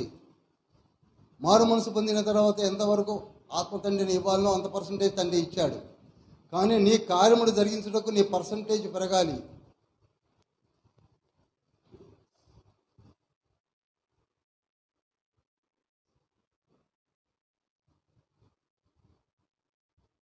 పరిశుద్ధాత్మ తండ్రి కూడా మనకు ఎంత ఇవ్వాలనో స్టార్టింగ్లో ఇచ్చేస్తాడు. మంచి ఎగ్జాంపుల్స్ కూడా ఉన్నాయి. వాటిని మనము సంచకరువుగా అనే మాట వాడాడు. 2 కొరింథీ పత్రిక 1:22 ఎఫెసీయులకు రాసిన పత్రిక 1:13-14 2 కొరింథీ పత్రిక 5:5 ఇవి ఎంతవరకు ఇవ్వాలో అంతవరకు ఇచ్చాడు. ఇక్కడ చాలా వరకు కన్ఫ్యూజ్ అయింది. ఏమిటనగా పరిశుద్ధాత్ముడు మనలో లేడంట, ఉన్నాడు. ఎంతవరకు ఉండాలో అంతవరకు ఇచ్చాడు. దాన్ని నువ్వు ప్రజ్వరల్లో చేసుకోవాలి. నీవు ఇంకా దాన్ని పెంచుకోవాలి. మనలో విశ్వాసం ఉంది, ఉండవలసినంత లేదు. పరిశుద్ధాత్ముడు కూడా మనలో ఆ పర్సంటేజ్ ఆఫ్ స్ట్రెంగ్త్ ఉంచుతున్నాడు. ఇది సపరేట్గా ఒక క్లాస్ తీసుకుంటే మీకు అర్థమవుతుందో లేదో కన్ఫ్యూజన్గానే ఉంటుంది. యోహాను సువార్త 3వ అధ్యాయము 6-7 వచనాలు ఏమన్నాడు? శరీరం మూలముగా జన్మించినది శరీరమును, ఆత్మ మూలముగా జన్మించినది ఆత్మయునై ఉన్నది. మీరు క్రొత్తగా జన్మింపవలనని నేను మీతో చెప్పినందుకు ఆశ్చర్యపడవద్దు. గాలి తనకిష్టమైన చోటను విసరును. నీవు దాని శబ్దము విందువే గాని అది ఎక్కడ నుండి వచ్చునో ఎక్కడికి పోవునో నీకు తెలియదు. చూడండి, తర్వాత చదవండి. ఆత్మ మూలముగా జన్మించిన ప్రతి వాడును అలాగే ఉన్నాడనెను. Very good. గాలి ఏ విధంగా వచ్చి తాకుతున్నట్టుగా తెలుస్తుందో, నేను తప్పకుండా నేను బ్రతికి ఉండగా ఇదే సంఘములో పరిశుద్ధాత్మ అనాయింట్మెంట్ కొరకు సపరేట్ క్లాసెస్ తీసుకుంటాను.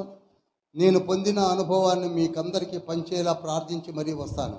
హల్లెలూయా. పరిశుద్ధాత్మ అనుభవం వచ్చేంత వరకు ఇది ఆశ్చర్యంగానే ఉంటుంది. ఆ అనుభవం వచ్చిన తర్వాత మీలో పెను మార్పులు వస్తాయి. మీరు ఇప్పుడున్న మనుషులు మీరుగా ఉండరు, మీలో మార్పులు వస్తాయి. మీ విధానం మారిపోతుంది, మీ జీవిత విధానం మారిపోతుంది. నన్ను ఎవరు కట్టడి చేస్తున్నారండి? పైన కూర్చొని 5 గంటలు చదువుకొని నువ్వు బయటికి పోకు, ఇక్కడనే కూర్చొని నాకు ఎవరు చెప్పట్లేదే. ఎందుకనగా నాకు అందులో ఉన్న మాధుర్యం బయటికి వెళ్తే దొరకదని నాకు తెలుసు. అలా మిమ్ములను కూడా ప్రతి విషయములో తండ్రి నడిపిస్తాడు. కనుక పరిశుద్ధాత్మ యొక్క పర్సంటేజ్ కూడా చూడండి. ఇప్పుడు ఈ బల్బు ఉంది ఇక్కడ, ఎల్ఈడి బల్బు. ఇది 20 వాట్స్ బల్బు. దీని కాంతి ఇంతే. ఇక్కడ ఒక ట్యూబ్ లైట్ ఉంది, ఇది 40 వాట్స్ బల్బు. దాని కాంతి అంతే. ఇక్కడ 2 మనకి 1000 వాట్స్ ఎల్ఈడి బల్బ్స్ ఉన్నాయి. వేస్తే మీకు తెలుస్తుంది దాని కాంతి 1000 వాట్స్. ఆ తర్వాత మీరు సర్కస్ చూశారు కదా, సర్కస్ పెట్టినప్పుడు నా చిన్నతనంలో పెద్ద భీముని ఇలా తిప్పుతుంటారు. దాదాపు 2, 3, 4 ఫర్లాంగుల దాకా పడతా ఉంటుంది. దాని వాట్స్ ఎక్కువ. పోతే మీరు గమనించవలసింది సప్లై మాత్రం 220 వాట్సే. 20 వోల్ట్స్, 220 వోల్ట్స్తో ఈ పవరు బల్బుని బట్టి వస్తుంది. అర్థమైంది కదండి? అలానే నీలో ఉన్న పరిశుద్ధాత్మ యొక్క తండ్రి అనుగ్రహమును బట్టి నీలో ఆ నడిపింపు ఉంటుంది. అంతేగాని నాలో పరిశుద్ధాత్ముడు లేడు అని మాత్రం అనుకోండి. ఉన్నాడు, ఆయన ఉన్నాడు, ఆయన ఉంచాడు. అందుకే యేసుక్రీస్తు ప్రభు వారు యోహాను సువార్త 14వ అధ్యాయము 16, 17 వచనములలో ఏమన్నాడంటే, నేను వేడుకొందును మీలో నిత్యము ఉండుట కొరకై పరిశుద్ధాత్మను పంపించేదన్ను అన్నాడు.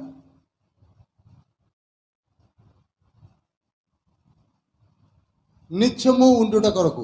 లోకులు ఆయనను ఎరుగరు కానీ మీరు ఎరుగుదురు అన్నాడు. కనుక ప్రియులారా, పరిశుద్ధాత్మ యొక్క క్లాస్ వేరుగా తీసుకుందాం. ఇక్కడ తండ్రి చెప్తున్నది ఏమిటనగా, ఈ ధర్మశాస్త్ర నీతి పరిశుద్ధాత్మ యొక్క అనుగ్రహముతో వచ్చే నీతి యేసుక్రీస్తు ప్రభు వారు మనకు సిద్ధపరిచాడు.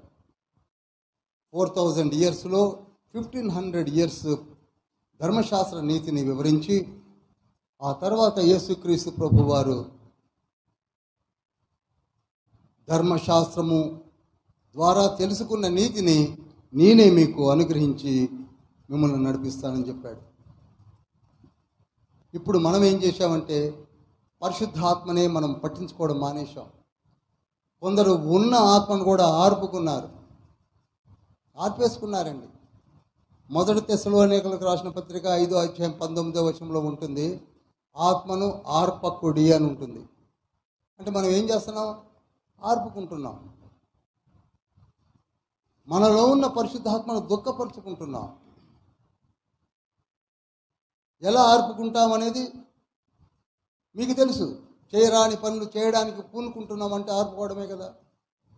ఆయన చెప్తూనే ఉంటాడు, చేయొద్దు చేయొద్దు చేయొద్దు, వెళ్ళొద్దు వెళ్ళొద్దు వెళ్ళొద్దు. కానీ మనం ఏం చేస్తున్నాం? ఎగ్నెస్ట్గా పోతున్నాం. అందుకే ఎఫెసీయులకు రాసిన పత్రిక 4:30 కూడా పరిశుద్ధాత్మను దుఃఖపరచకుడి అని ఉంది.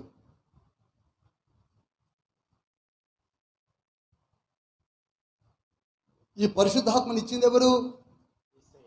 యేసయ్య. ఎందుకు నేను చెప్తున్నాను అనగా, మత్తయి సువార్తను మీరు అందరూ చదివిన వారు, అనేక సార్లు బోధించిన వారు. ఇందులో మర్మాన్నే చెప్తున్నాను. నా వెనక వచ్చేవాడు పరిశుద్ధాత్మను మీకు ఇస్తాడని చెప్పిన యోహాను మాటల యొక్క అర్థం ఏమిటంటే, ఆ పరిశుద్ధాత్మకు ఉన్నటువంటి వాల్యూస్ చెప్తున్నాను. మనము పరిశుద్ధాత్మను పట్టించుకోవడం లేదు. మెయిన్గా కొన్ని చర్చెస్ పేరు చెప్పను, రికార్డ్ అవుతుంది కనుక. నవ్వుకుంటారండి, అన్య భాషలు మాట్లాడడం చూసి విరగబడి నవ్వుతుంటారు. నీకు తెలియకపోతే తెలుసుకో, నవ్వడం ఏంటి? అదే పౌలు గారు అన్నారు కదా, 1 కొరింథీ పత్రిక 14:18 నాలాగా అన్య భాషలు మాట్లాడేవాడు ఎవడూ లేడన్నాడు. నేను మాస్టర్ని అంటున్నాడు. అన్య భాషలు మాట్లాడడం మొదలు పెడితే నాకంటే ఎక్కువగా మాట్లాడేవాడు మీకు ఎక్కడ కనపడ్డాను కూడా అన్నాడు. అలా అని నవ్వుకోవద్దంటున్నాడు. అన్య భాషల వరం ఉంది. మనలో కొందరు డూప్లికేట్స్ ఏదో చేశారని చెప్పి ఏదో రబరబా అన్నారు, బరబరా అన్నారని మనం నవ్వుకుంటున్నాం. వాళ్ళు పోతారు, మనకెందుకు? రబరబా అన్నోడు ఆలోచించుకోవాలి, బరబరా అన్నోడు ఆలోచించుకోవాలి. నీకు నాకెందుకు బాధ? 14వ అధ్యాయం అంతా కూడా చదివినప్పుడు తెలుస్తుంది. కనుక గలతీ పత్రిక 5వ అధ్యాయము 1వ వచనం చదువుతారా? ఈ స్వాతంత్ర్యము అనుగ్రహించి, చూడండి, ఒకటే మాట, ఈ స్వాతంత్రము అనుగ్రహించాడు తండ్రి. మనకు ఒక స్వాతంత్రాన్ని ఇచ్చాడు.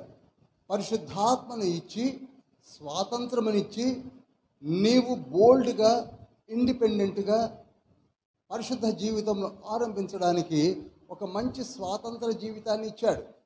అయితే చదవండి. ఈ స్వాతంత్ర్యం అనుగ్రహించి క్రీస్తు మనలను స్వతంత్రులనుగా చేసి ఉన్నాడు. కాబట్టి మీరు స్థిరముగా నిలిచి మరలా దాస్యమును కాడి క్రింద చిక్కుకొనకుడి. అది మనం స్థిరంగా నిలబడాలి. పౌలు గారు రాసిన ప్రతి మాట అంత ఈజీగా అర్థమయ్యేటి కాదండి. మనకిచ్చిన జీవితము మామూలు జీవితము కాదు. స్థిరముగా నిలబడాలి. నీకు అనుగ్రహించబడిన మారు మనసు జీవితం మామూలుది కాదు. నీకు అనుగ్రహించబడిన పరిశుద్ధాత్మ తండ్రి మామూలు అనాయింట్మెంట్ కాదు. అది అనుభవించలేక నటించే వారిని చూసి నవ్వుకొని అపహాస్యములోనికి తీసుకొని పోయి అపహాస్యకులుగా మిగిలిపోతున్నాం. అనుభవించండి, అనుభవించండి. పరిశుద్ధాత్మ లేనిది నీకు అసలు జీవితమే లేదని కీర్తనలలో ఉన్నాయి. When there is no Holy Spirit God, your life is mere waste. అసలు నీకు చుక్కాన్ని లేని నావ. నీ ఆత్మకు లంగరు పరిశుద్ధాత్మ తండ్రి, నీ నడిపింపు పరిశుద్ధాత్మ తండ్రి. దాన్ని కొందరు మిస్యూజ్ చేశారు.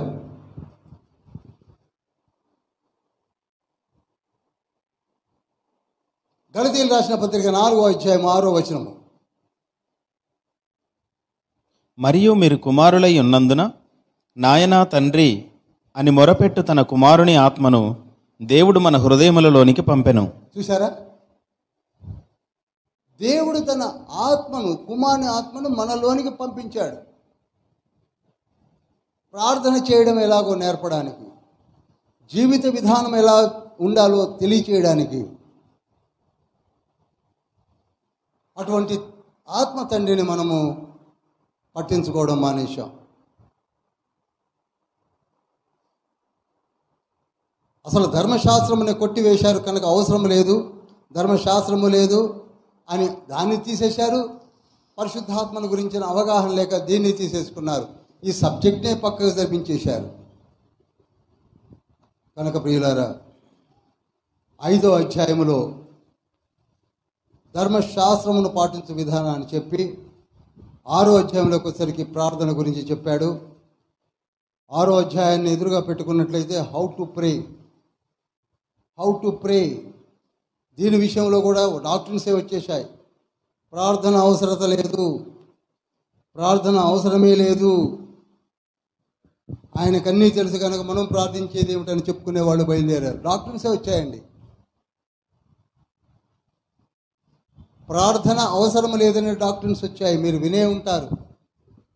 మంచి మంచి బోధకులు, దైవజనులు అవసరం లేదని చెప్పేసరికి నిజమే అనుకున్నారు.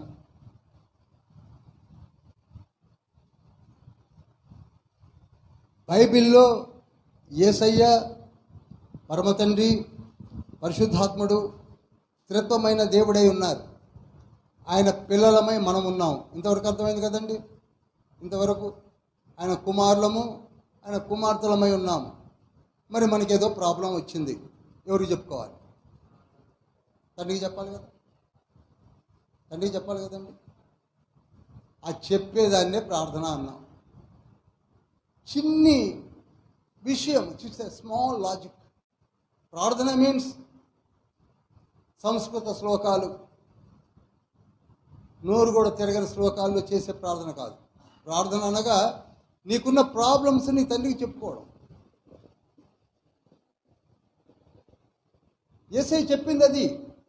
ప్రార్థన యేసుని సందర్శన, పరమ తండ్రితో సంభాషణ. It's a talk with God. ఎవరికి చెప్పుకుంటామండి? ఆయన తప్పకుండా సమాధానం ఇస్తాడు.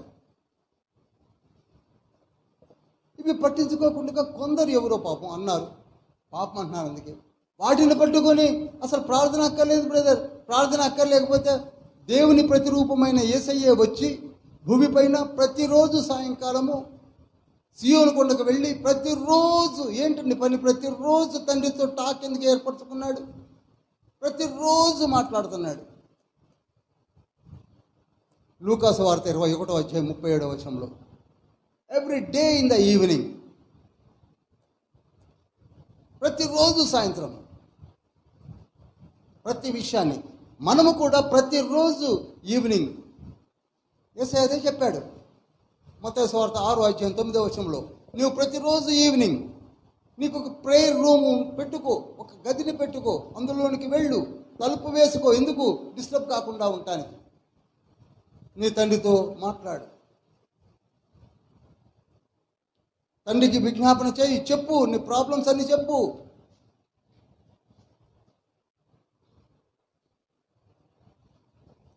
మన ప్రార్థన వేరు. అందరు చూస్తుండగా ఓహో ఇంట్లో జీరో, అందుకే బయటకు వచ్చి అది లేదు బ్రదర్, ఇది లేదు బ్రదర్, ప్రార్థన అవసరం లేదు బ్రదర్.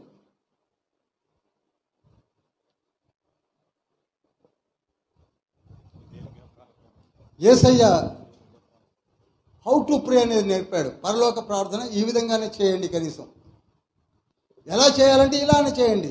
మనకు ఒక తండ్రి ఉన్నాడు, ఆ తండ్రి నీతో మాట్లాడతాడు. నీకున్న ప్రాబ్లమ్స్ అన్నీ ఆయనకి చెప్పు. ప్రభువా, నాకు శాంతి కావాలి, సమాధానం కావాలి, నాకున్న ఈ లోకపరమైనటువంటి ఇబ్బందులన్నిటినీ కూడా నేను మీకు తెలియజేస్తున్నాను అని నేర్పాడు. చిన్న షార్ట్ ప్రేయర్ నేర్పాడు. దాన్ని కూడా క్రిటిసైజ్ చేసుకున్నారు. ప్రతిదాన్ని క్రిటిసైజ్ చేసుకోగలం మనం. ఇక్కడ యేసయ్య నేర్పిన ప్రార్థన క్రిటిసైజ్ చేయడము ఏమిటో నాకు తెలియలేదు. మరి ఉపవాస ప్రార్థన చేయాలన్నాడు. ప్రార్థనలో 2 రకాలు చెప్పాడు, మామూలు ప్రార్థన, ఉపవాస ప్రార్థన. ఉపవాస ప్రార్థన కూడా క్రిటిసైజ్ చేసుకున్నాం. మత్తయి సువార్త 6వ అధ్యాయం 16 నుంచి 18 వచనాలు చెప్పాడు. ఉపవాసములు ఏర్పరచుకోండి, ప్రార్థన చేయండి. అప్పుడు నువ్వు బలపడతావు, నువ్వు స్ట్రెంగ్థెన్ అవుతావు, నీ ప్రార్థన మారిపోతుంది. ఇవన్నీ అనుభవంలోనికి రావాలి.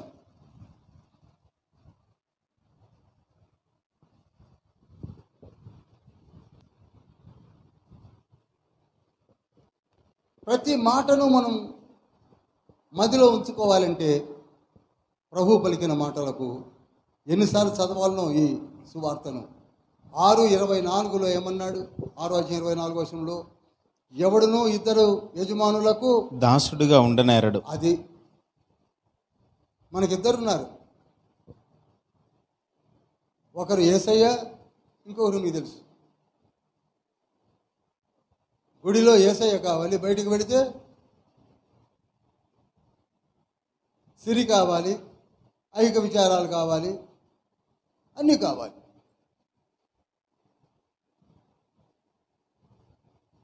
నీవు ఒక్క యజమాని కిందనే పనిచేయాలి.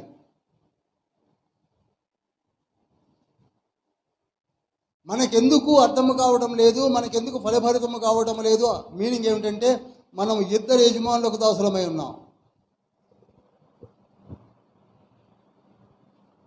ఆదికాండం 49:14 ప్రకారంగా ఇషకారు 2 దొడ్ల మధ్య పడుకొని ఉన్న బలమైన గాడిద అన్నాడు. ఆ గాడిద ఎవరో కదా, మనమే. అటో కాలేశం, ఇటో కాలేశం, సోమవారం ఇటు, ఆదివారం ఇటు. అందుకే తండ్రి నేను నీకేమో అన్నాడు. ప్రకటన గ్రంథం 1:1 ఏమనుంది?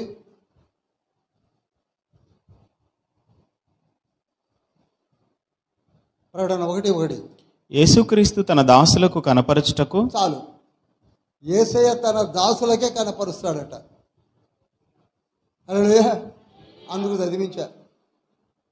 అటో కాలు ఇటో కాలు వేసుకున్న వాడికి ఏమి చూపించాడు? ప్రకటన గ్రంథం నాకు అర్థం కావట్లేదు బ్రదర్ అంటే, నువ్వు దాసుడువా?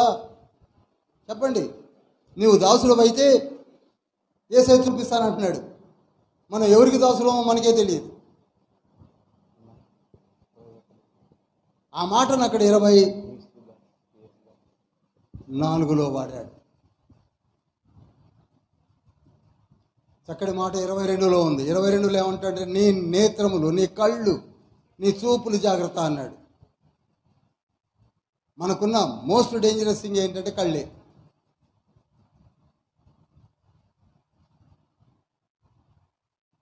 కళ్ళు, నోరు. ఒక సైకాలజిస్ట్ని అడిగారట, ఏమంటే మంచి సంసారం బాగా సాగాలంటే ఏం కావాలంటే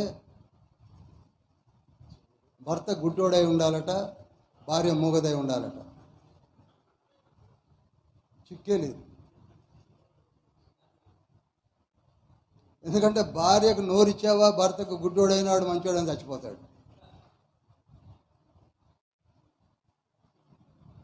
మన హృదయమును పాడు చేసేటి రెండు. ఒకటేమిటి? కళ్ళు, మెయిన్గా కళ్ళు. అందుకే ఇక్కడ చెప్పాడు 22లో, నీ కళ్ళు ఎలా ఉండాలి? తేటగా ఉండాలి. ఎంత చక్కటి మాట అండి.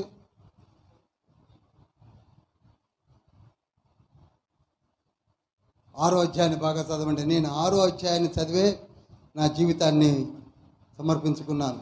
మరీ ముఖ్యంగా 33వ వచనంతో, మీరు మొదట ఆయన నీతిని, ఆయన రాజ్యమును వెతుకుడి, అప్పుడు అవన్నీ మీకు అనుగ్రహింపబడును. మీకు అనుగ్రహించబడును.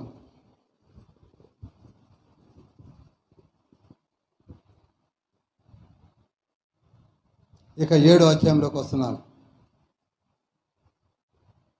ఇక్కడ తండ్రి స్పష్టంగా మాట్లాడిన మాటలు ఏమిటనగా, don't try to find out mistakes of the others. మనం ఎంతసేపు ఎదుటివాడిని పిన్ పాయింట్ చేస్తుంటాం, ఎదుటివాడి కంట్లో ఉన్న దూలాలు వెతుకుంటూ ఉంటాం. మన కంట్లో దూలాలు ఉన్న సంగతిని మర్చిపోయి, ఎదుటివాడి కంట్లో ఏమున్నదో, మన కంట్లో కరెంటు స్తంభాలే ఉన్నాయి.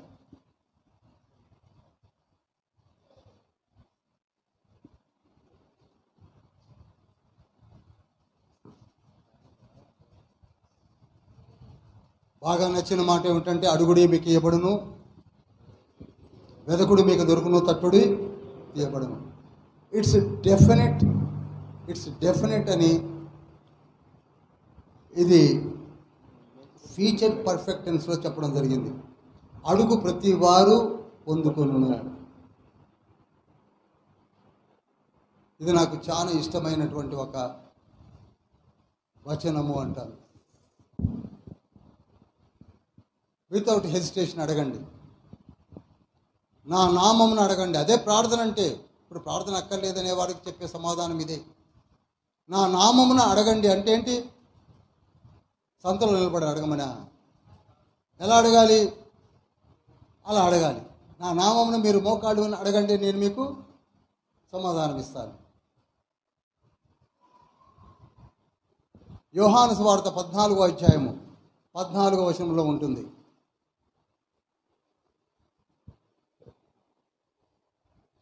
నా నామమున మీరు నన్నేమి అడిగినను నేను చేతును. చూడండి, ఏదైనా అడగండి నేను చేస్తానంటున్నాడు.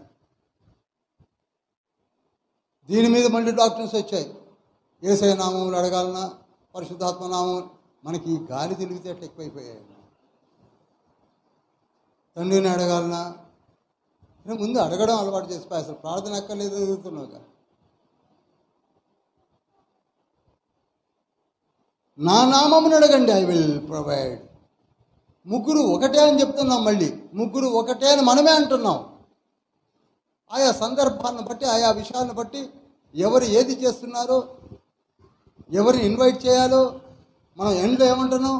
యేసుక్రీస్తు ప్రభువు నామములో ప్రార్థన చేస్తున్నాం. ఎందుకని? తండ్రి నేర్పాడు కనుక. 2 కొరింథీ పత్రిక 13:14 ఏమన్నది?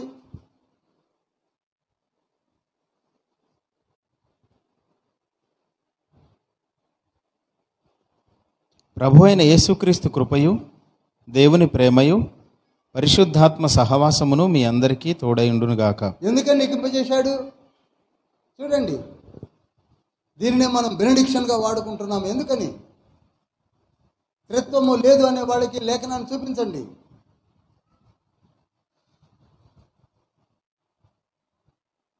Without Jesus, without holy spirit God, without supreme God, we could achieve nothing.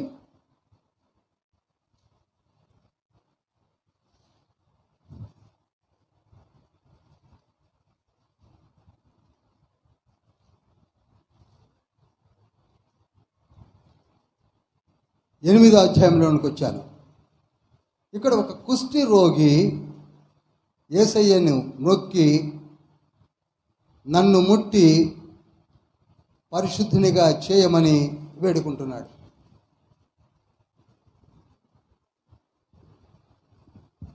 ఐదో అధ్యాయము, 6వ అధ్యాయము, 7వ అధ్యాయము, 3 అధ్యాయంలో కొండ మీద ప్రసంగాలు ప్రభు ప్రసంగించాడు. దిగి వస్తున్నాడు. ఇంతవరకు బోధించిన బోధలు విన్న వారందరూ కూడా దిగి వస్తున్నారు. ఒక రకంగా మీరు పరకాయ చేస్తే కొండ మీదకి అందరూ దిగి వస్తున్నారు. అందరితో పాటు యేసయ్య దిగి వస్తున్నాడు. అక్కడ ఉన్న వారందరూ కూడా యేసయ్య కొరకు ఎదురు చూస్తున్న రోగులు ఉన్నారు. అందులో ముఖ్యంగా కుష్ఠరోగి కనపడుతున్నాడు. విశ్వాసముతో యేసయ్యను పిలిచి యేసయ్య అని మొక్కి, దీని విషయమై ఇదే చర్చిలో నేను చెప్పాను, గుర్తుండి ఉంటుంది. మొక్కి అనగా కుష్టి రోగికి నమ్మకం ఏంటంటే యేసయ్య ఖచ్చితంగా నన్ను శుద్ధిని కావిస్తాడనే విశ్వాసము, నమ్మకము ఉన్నది కనుకనే మొక్కాడు. అయితే నీకు ఇష్టమైతే అనే మాట ఎందుకు వాడాడంటే, నాకైతే నేను పాపిని కనుక, నాకు ఈ రోగం ఉన్నది కనుక నాకు ఇష్టమే, కానీ మరి నీకు ఇష్టం ఉన్నదో లేదో అని కూడా ఎక్స్ప్లెయిన్ చేశాను నేను. అప్పుడు యేసయ్య అన్నాడు, నాకు ఇష్టమే. మనతో మాట్లాడండి ఇవి. నువ్వు మోకాళ్ళుని ప్రార్థన చేసినప్పుడు ఎప్పుడు కూడా నువ్వెందుకు నన్ను అడుగుతున్నావు, నువ్వెందుకు ఇలా చేస్తున్నావు, పాలియంచో అదే ప్రార్థన నేర్పాడు. ఈవెన్ జోసెఫ్ ప్రిన్స్ కూడా అదే ప్రార్థన నేర్పుతున్నాడు. ఓరల్ రాబర్ట్స్ గారు కూడా అదే మాటలు చెప్పాడు. ఈవెన్ క్యాథరిన్ కుల్మన్ గారు కూడా ఇవే మాటలు చెప్పారు. If you are having desire in your heart, you pray pray pray. దీన్ని రాంగ్ రూట్లోకి తీసుకొని వెళ్ళిపోయారు. అది విచారం అండి. నేర్పవలసిన దాన్ని పక్కకి తీసుకెళ్ళారు. ప్రార్థించడం నీకు ఇష్టం మానేయి. ప్రార్థన చేసేవాడిని చెడగొడుతున్నారు కదా. యేసయ్య దేవుడు కాదని కనిపిస్తే మానేయి. కానీ దేవుడే అని చెప్తున్న బోధలన్నిటిని కూడా, ఎన్ని లేఖనాలున్నాయి. పౌలు గారు అయితే బాధపడుతూ ఉంటాడు, ఆయన పునరుద్ధానుడై ఉన్నాడని మేము ప్రకటించబడుతుండగా లేదని చెప్పేవాళ్ళు బయలుదేరారు, నేనేం చేయాలంటున్నాడు. ఏడ్చుకుంటూ చెప్తాడు. 1 కొరింథీ పత్రిక 15వ అధ్యాయం 9, 10, 11, 12, 13 వచనాల్లో ఏం చేయాలి నేను? మేము చూశామయ్యా, నేను చూశానంటున్నాడు, కానీ మీరు లేదంటున్నారు. ప్రార్థన చేయాలంటే మీరు అక్కర్లేదంటున్నారు. ఆత్మ తండ్రి ఉన్నాడంటే లేడు అంటున్నారు.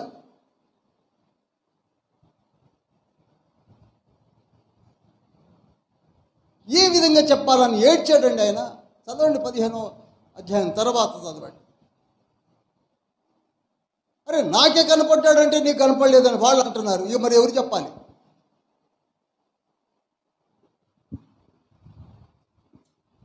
కుష్ఠరోగి వచ్చాడు. అందరూ ఆగిపోయారు, చూస్తున్నారు.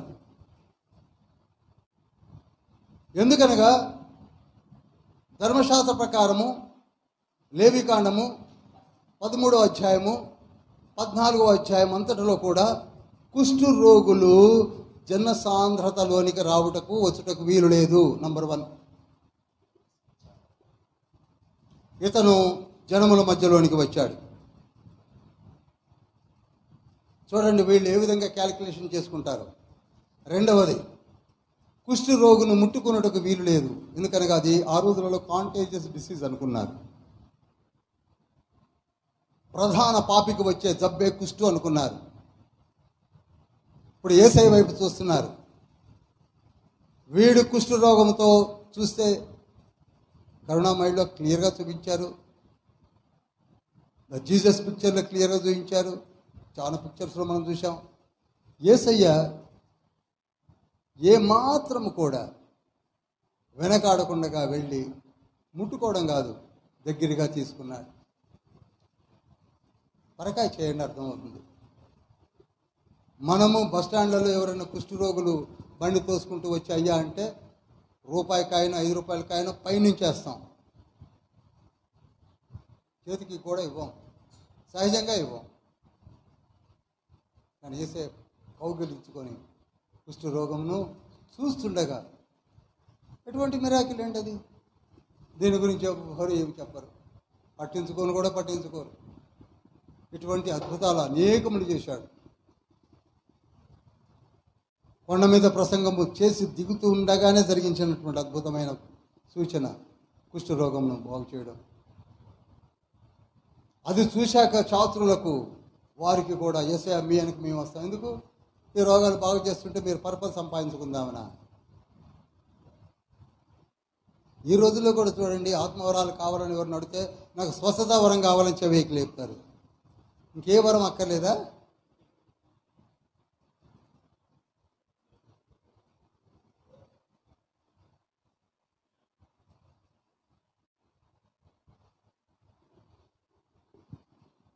అందుకే యేసయ్య గద్దించాడు, మీరు ముందుగా మారండి, మీరు నా యందు లక్ష్యం ఉంచండి, నేను దిగి వచ్చిందే మిమ్మల్ని అందరినీ కూడా వైజ్ పర్సన్గా తీర్చిదిద్ది పరలోకానికి తీసుకొని వెళ్ళడానికి అని చెప్పాడు. 10వ అధ్యాయంలోకి వచ్చేసరికి ప్రభు 10 మంది శిష్యులను ఏర్పాటు చేసుకున్నాడు. 10 మంది అపోస్తులను ఏర్పాటు చేశాడు. ఉదయమే చెప్పాను నేను. ఆ 12 మంది అపోస్తులను ఏర్పాటు చేసుకున్నాడు. ఆ 12 మంది అపోస్తులతో భూమిని తలక్రిందులు చేశాడు యేసయ్య. హల్లెలూయా. ఈనాడు ప్రపంచమంతటా 197 కంట్రీస్కి ఈ సువార్త ప్రకటించబడడానికి కారణము ఆ 12 మంది అపోస్తులే. అద్భుతమైన పరిచర్య చేశారు. మీరు 10వ అధ్యాయం అంతా చదవండి. ఫ్రీగా మీకు ఇచ్చాను గిఫ్ట్స్ని. ఈనాడు మీలో చాలామందిని తండ్రి రేపటి దినాన వాడుకోబోతున్నాడు. అద్భుతమైనటువంటి వరాలతో వాడుకోబోతున్నాడు. జ్ఞానవాక్య వరము, బుద్ధివాక్య వరము, విశ్వాసము, స్వస్థతలు, అద్భుతములు, ప్రవచనాలు, అన్య భాషల అర్థం చెప్పడము, డిజైనింగ్ ఆఫ్ స్పిరిట్స్, ఆత్మల వివేచన వరం, అన్నీ ఇవ్వబోతున్నాడు. 9 కూడా. అయితే ఇప్పుడు డాక్టర్స్ వచ్చాయి, ఏ వరాలు లేవు. బాగుంది కదండి, ఏ వరాలు అయిపోయిందట. అప్పుడే అయిపోయింది. అపోస్తుల కార్యములు మీరు పుస్తకాన్ని మూసేసిన వెంటనే అయిపోయింది అనుకోండి అన్నారు. ఇక లేబట. కొరింథీలో చెప్తాను నేను, ఉందో లేదో. తండ్రి మన కొరకే సిద్ధపరిచినటువంటి వరాలు. నాలాంటి అభాగ్యుడు, తెలివి లేని వాళ్ళు, చదువు లేని వాళ్ళు, వయసు లేని వాళ్ళు తండ్రి వాడుకుంటున్నాడంటే ఆ వరము లేనిదే ఎవరు వాడబడతారు? మళ్ళీ మీకు చెప్తున్నాను, ఆ వరము మీలో ఉన్నట్టు ఎలా గుర్తుపడతారు? ఆ ప్రశ్న నాకే ఉండే. ఒకటే గుర్తు, నీకు ఏ వరం ఉందో లేదో నీకు తెలవడం ఎలాగో తెలుసా? నిన్ను పర్టికులర్గా ఆ జాబ్కి అలొకేట్ చేస్తున్నాడంటే ఆ వరము నీలో ప్రజ్వరల చేస్తున్నాడు అన్న సంగతిని మర్చిపోవద్దు. నేను ఒక ఆఫీసులో ఒక పిఏగా పనిచేస్తున్నప్పుడు నేను బోధకుండా అవుతానని ఎప్పుడు అనుకోలేదు. నీతిమంతునిగా జీవిస్తే చాలనుకున్నాను. నాకు ఏ ఎబిలిటీస్ లేవు, నాకు తెలుసు ఆ క్వాలిటీస్ లేవని. కానీ నేను బోధిస్తానని అనుకోలేదు. బోధ కాక బైబిల్ స్టడీ కండక్ట్ చేస్తానని అసలు అనుకోలేదు. ఎందుకనగా బైబిల్ స్టడీ అంటే నాట్ ఏ జోక్. 66 పుస్తకాలను చదవాలి, 66 పుస్తకాలను ధ్యానించాలి, 66 పుస్తకాన్ని అవపోసనం పట్టాలి. చాలా చాలా ఉంటాయి అవి. మీకు తెలుసు, మన మధ్యలో ఉన్నోడికి తెలుసు. అది నాతోటి జరుగుతుందని ఎప్పుడు అనుకోలేదు. కానీ నాకు తెలియకుండానే జాబ్ రిజైన్ చేసి బైబిల్ స్టడీస్ని కండక్ట్ చేయడానికి తండ్రి ప్రేరేపించి, నాకు బైబిల్ని ముందు నేర్పి ఆ తర్వాత బోధింప చేయడము నాకు తెలియకుండానే చెప్పుతున్నప్పుడు నాకే ఆశ్చర్యం కలిగింది. అలానే మీలో మన మధ్యలో ఉన్నారు. ఇప్పుడు అనిల్ గారు ఈజ్ డూయింగ్ సేమ్ మినిస్ట్రీ. కొందరు బోధిస్తున్నారు మన మధ్యలో, బైబిల్ టీచర్స్గా చేస్తున్నారు. నీకు తెలియకుండానే జరుగుతుంది. నేను అనుకోలేదు. ఒక మంచి ప్రార్థన ధీరురాలుగా నీకు తెలియకుండానే తండ్రి నీతో మంచి ప్రార్థన చేయిస్తాడు. నీకు తెలియకుండానే జరుగుతూ ఉంటాయి. ఇవన్నీ కృపావరాలు. అవి కూడా లేవనే వాడు వచ్చారు. రోమీలు రాసిన పత్రిక 12:7 ఉంటుంది. కృపావరములు వేరు వేరు. బోధనావరం అయితే బోధించుటలోను, పంచిపెట్టు వరం అయితే పంచిపెట్టుటలోను, అడ్మినిస్ట్రేటివ్ వరం అయితే అడ్మినిస్ట్రేషన్లోను. చదువుతారా? ప్రవచన వరం అయితే విశ్వాస పరిమాణము చొప్పున ప్రవచింతము, పరిచర్య అయితే పరిచర్యలోను, బోధించువాడైతే బోధించుటలోను. విశ్వాస పరిమాణము, పరిచర్య, బోధనావరము, హెచ్చరించుట, పంచిపెట్టుట. చూడండి, అసలు వీటిని వరాలే అనుకోం మనం. మనకి ఎంతసేపు స్వస్థత వరం కావాలి, అద్భుతాలు చేసే వరాలు 2 కావాలి, ప్రార్థన మాత్రం 5 నిమిషాలే కావాలి. మనలో ఉన్నారు, పంచిపెట్టే వాళ్ళు ఉన్నారు. Administrative persons are there here.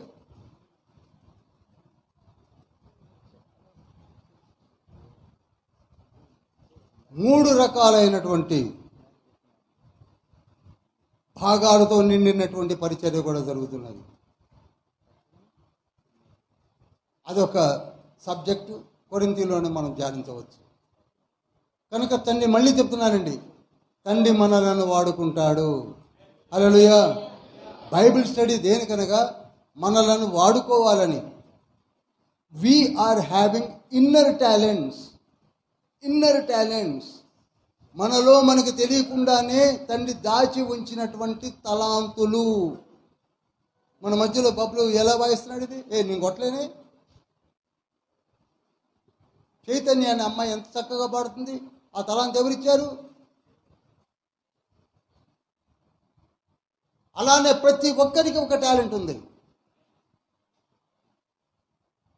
ఆ టాలెంట్ను వదిలిపెట్టి ఇంకొక టాలెంట్ వెతికిన వాళ్ళే దెబ్బతిన్నారు. అందుకే నన్ను how to recognise your talent. నీకున్న టాలెంట్ను ప్రజ్వరల చేయి.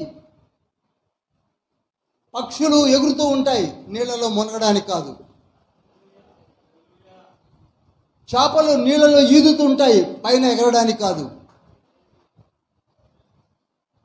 నీకున్న టాలెంట్ను గమనించు. నేను బోధించాలి బోధించాలి బోధించాలని నీకు ఏమి బైబిలే చదవకుండా ప్రార్థనే చేయకుండా ఏం బోధిస్తావు? ఇంపాసిబుల్.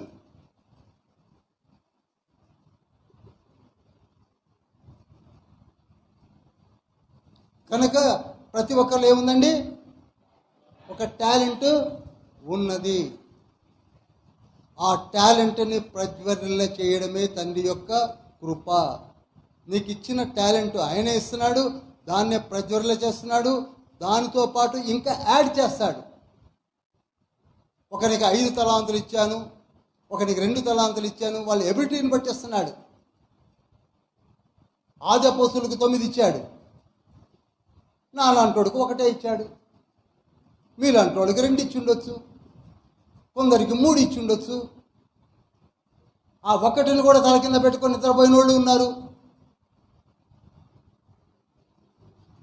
ఒకదాంతో ఏం చేస్తా బ్రదర్? అబ్బా,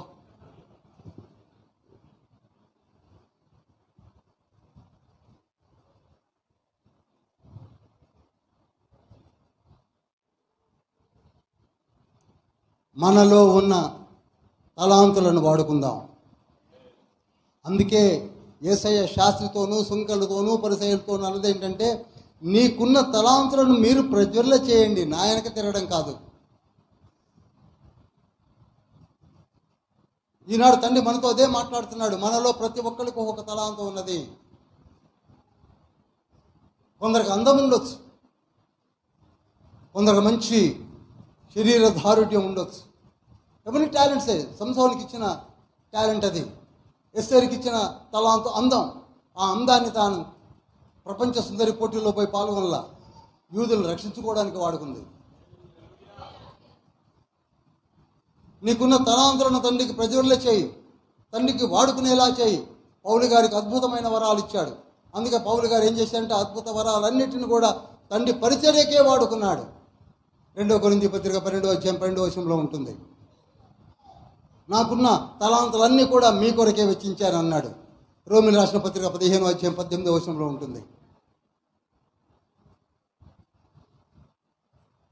మనము కూడా నీకే టాలెంట్ ఉందో తండ్రికే ఉపయోగించండి. తండ్రికి ఉపయోగించండి. ఉచితముగా నేను మీకు ఇచ్చాను. ఉచితముగా. ఈ రోజుల్లో అసలు ఉచితం మాటే పోయింది. గాలికి వదిలేశారు. నేను మీ దగ్గరికి వస్తే ఎంత ఇస్తారు బ్రదర్? ఇది ఫస్ట్ క్వశ్చన్. ఎంత ఇస్తారు? స్టేజ్ ఎక్కుతాను, స్టేజ్ దిగుతాను, 10,000 ఇస్తారా? ఎదురుగా జనం ఉండని ఉండకపోయినా నాకు సంబంధం లేదు. నాకు ఒక మంచి హోటల్లో రూము, నా క్రూ మెంబర్స్ 10 మంది ఉన్నారు. ఈయనకే కష్టం ఉండి ఇంకో 10 మంది అట. మళ్ళీ దాంట్లో మార్నింగ్ టిఫిన్ దగ్గర నుంచి మధ్యాహ్నం లంచ్ దగ్గర నుంచి డిన్నర్ దాకా కూడా మా మెన్యూ వేరుకుంటుంది. ఇదా ఫ్రీ అంటే? ఇదానండి ఫ్రీ అంటే? సువార్తను ప్రకటించడానికి వచ్చారా? 12 గారెలు తిన్నాక ఏం హల్లు ఇవ్వండి? ఒకరు అంటున్నారు పల్లీల చట్నీ తాలింపు వేయాలట. నాకు తెలియదు మరి తాలింపు వేయకపోతే ఎలా ఉంటుందో, తాలింపు వేస్తే ఎలా ఉంటుందో. ఆయనకు తెలుసు. పల్లీల చట్నీ తాలింపు వేయాలట. నేను విన్నదే చెప్తున్నాను. I'm not joking.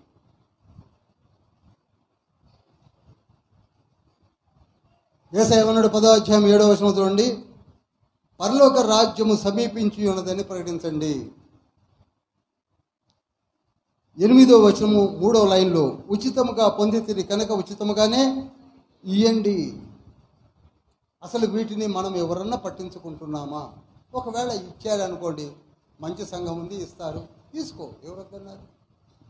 నీ పరిచర్య చేయండి, తీసుకోండి. డిమాండ్ ఎక్కడి నుంచి వస్తుంది? ఈ మధ్యకాలంలో కొన్ని పెద్ద చర్చెస్ వాళ్ళు ₹1,00,000 మరి పెద్ద లెక్క లేదట వాళ్ళకి. 1,00,000 మాదేముందండి, ₹1,00,000 పెద్ద లెక్కే కాదట. ఒకప్పుడు బ్రతుకులు మర్చిపోతున్నారు. ఈనాడు 1,00,000 అంటే లెక్క కాదట. చాలా విచారం అండి. యేసయ్య ఇస్తున్నాడు తన నామములో. దైవజనులు అలా మారిపోతున్నారు. సువార్త పరిచర్య చేస్తున్నాం అనుకుంటూ సరిగ్గా చేయలేకపోతున్నారు. ఈ మాటలు వింటున్న వారు దయచేసి గమనించండి. ఫ్రీగా ఇవ్వండి, ఫ్రీగా చెప్పండి. అలా అని ఏమి తీసుకోవద్దని చెప్పట్లేదు. తీసుకోండి. 1 కొరింథీ పత్రిక 9వ అధ్యాయం 14వ వచనంలో ఉన్నది. మీరు బలిపీఠం యొద్ద పని చేయవారు, ఆ పనికి అర్హత లేదా? అదేవిధంగా మీరు పని చేస్తున్నారు కనుక తీసుకోండి, అంతేకాని డిమాండ్ చేయకండి. నూర్చెడి ఎద్దుకు చిక్కము పెట్టవద్దని చెప్పలేదా? 15వ అధ్యాయం 9వ వచనంలో. ధర్మశాస్త్రము కూడా ఇలాగూ చెప్పుతున్నది. తీసుకోండి, కానీ 1 లక్ష మాకు లెక్క కాదు. చాలా తప్పండి. ఒకప్పుడు 1 లక్ష కాదు, 1 రూపాయి లేని జీవితాలు గుర్తు చేసుకోండి. యేసయ్య నామమే లేకపోతే మన బ్రతుకులు ఎలా ఉంటాయో గుర్తు చేసుకోండి.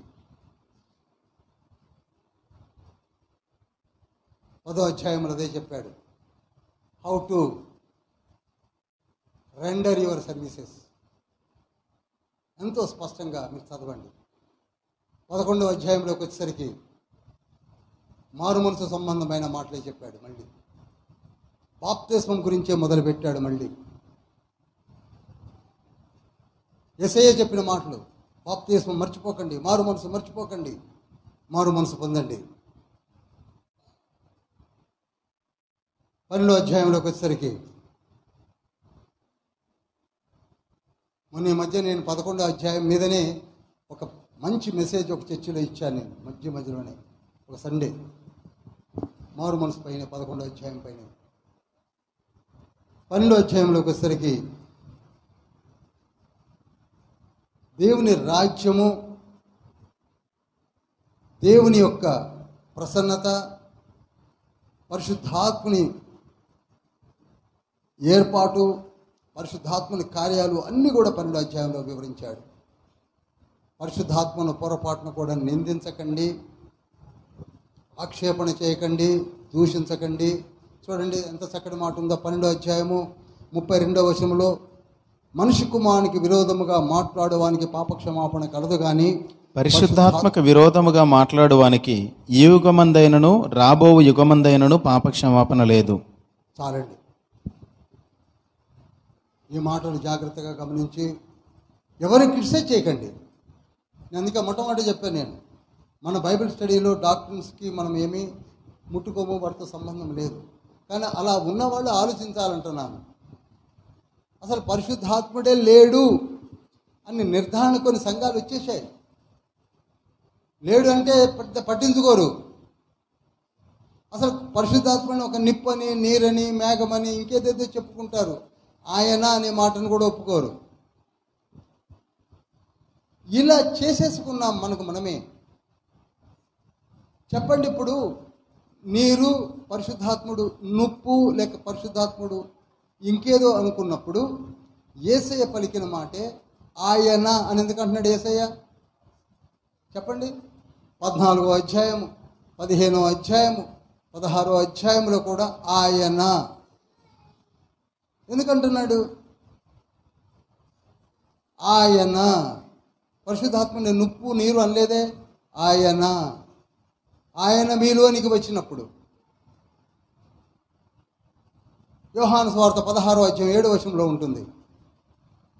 నేను వెళ్ళుట వలన మీకు ప్రయోజనకరము, నేను వెళ్ళనట్లయితే ఆయన మీ యొద్దకు రాడు. ఎందుకని ఆయన అంటున్నాడు? ఆయన నాలోనివి గైకొని బోధించులని 13వ వచనంలో అంటున్నాడు. 16, 13, 14, 15లో కూడా అంటాడు. కనుక ఆయన అని యేసయ్య అంటుంటే ఆయనకు అసలు వద్దులేండి. ఎలా చెప్పాలో, ఏ విధంగా చెప్పాలో నాకే అర్థం కావడం లేదు. Is God of almighty. త్రిత్వములో 3వ వ్యక్తిగా ఉన్నాడు అని ఒకవైపు బైబిల్ 66 పుస్తకాలు చెప్తుంటే, ఆయన అని యేసయ్యే చెప్తుంటే, ఆయన కాదండి, ఆయన నొప్పండి, ఆయన నీరండి, ఆయనకు రూపం లేదండి, ఏదేదో అంటుంటారు. దానికి పెద్ద పెద్ద డిబేట్స్. నువ్వు ఎన్ని రోజులైనా కూర్చో. అందుకే అన్నాడు యేసయ్య, పరిశుద్ధాత్మను నిందించకండి. తెలుసో తెలియకో, మీకు తెలియకపోతే వదిలేయండి, తెలుసుకోండి. అసలు పరిశుద్ధాత్మ దాకా పోయారెందుకు? యేసయ్యనే దూషిస్తున్నాం మనం. ఆయనే నమ్మటం లేదు, ఈయన ఎందుకు నమ్ముదాం? మీరు విన్నారో లేదో, యేసయ్య ఆత్మ వేరట, ఈయన ఆత్మ వేరట. మళ్ళీ ఇదొక డాక్టరీన్. ఇప్పుడే చదివించా మీకు, గలితీయులకు రాసిన పత్రిక 4వ అధ్యాయం 6వ వచనంలో కుమారుని ఆత్మ అని క్లియర్గా ఉంది కదా. మరి చదవరేమో, ఇది వరకు తెలియదేమో, పట్టించుకోరేమో.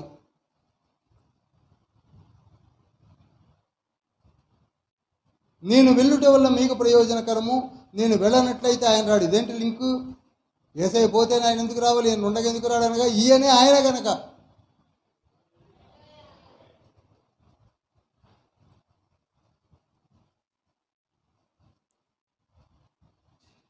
పదమూడవ అధ్యాయంలో 7 పారబుల్స్ చెప్పాడు యేసయ్య. ఏంటండి? 7 ఉపమానములతో పరలోక రాజ్యముల గురించి వివరించాడు. 7. పరలోక రాజ్యము ఆవగింజను పోలి ఉన్నది అన్నాడు. పరలోక రాజ్యము, మీరు చదవండి 13వ అధ్యాయము, 7 పారబుల్స్ అక్కడనే చెప్పాడు. 4 సువార్తలలో పరలోకమును గురించిన వివరణ యేసయ్య స్పష్టంగా 13వ అధ్యాయంలో ఇచ్చాడు. వీటిని మనం పట్టించుకోవడం లేదండి. పట్టించుకోండి. నా సిన్సియర్ రిక్వెస్ట్ ఏంటంటే బాగా చదవండి. 28 అధ్యాయాలు మనసు పెట్టి చదవండి. ఆత్మ తండ్రి సపోర్ట్తో చదవండి, మీకు అర్థమైపోద్ది.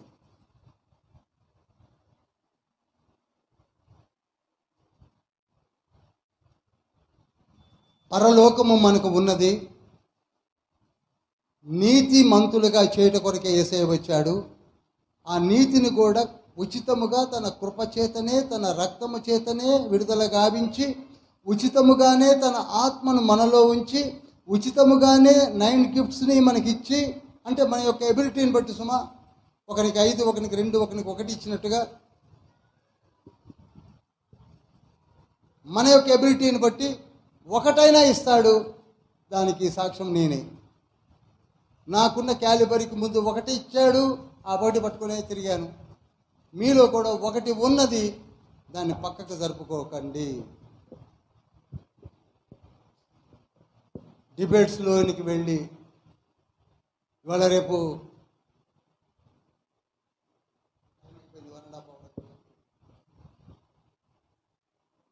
వాటిలో తలకాయ దూర్చి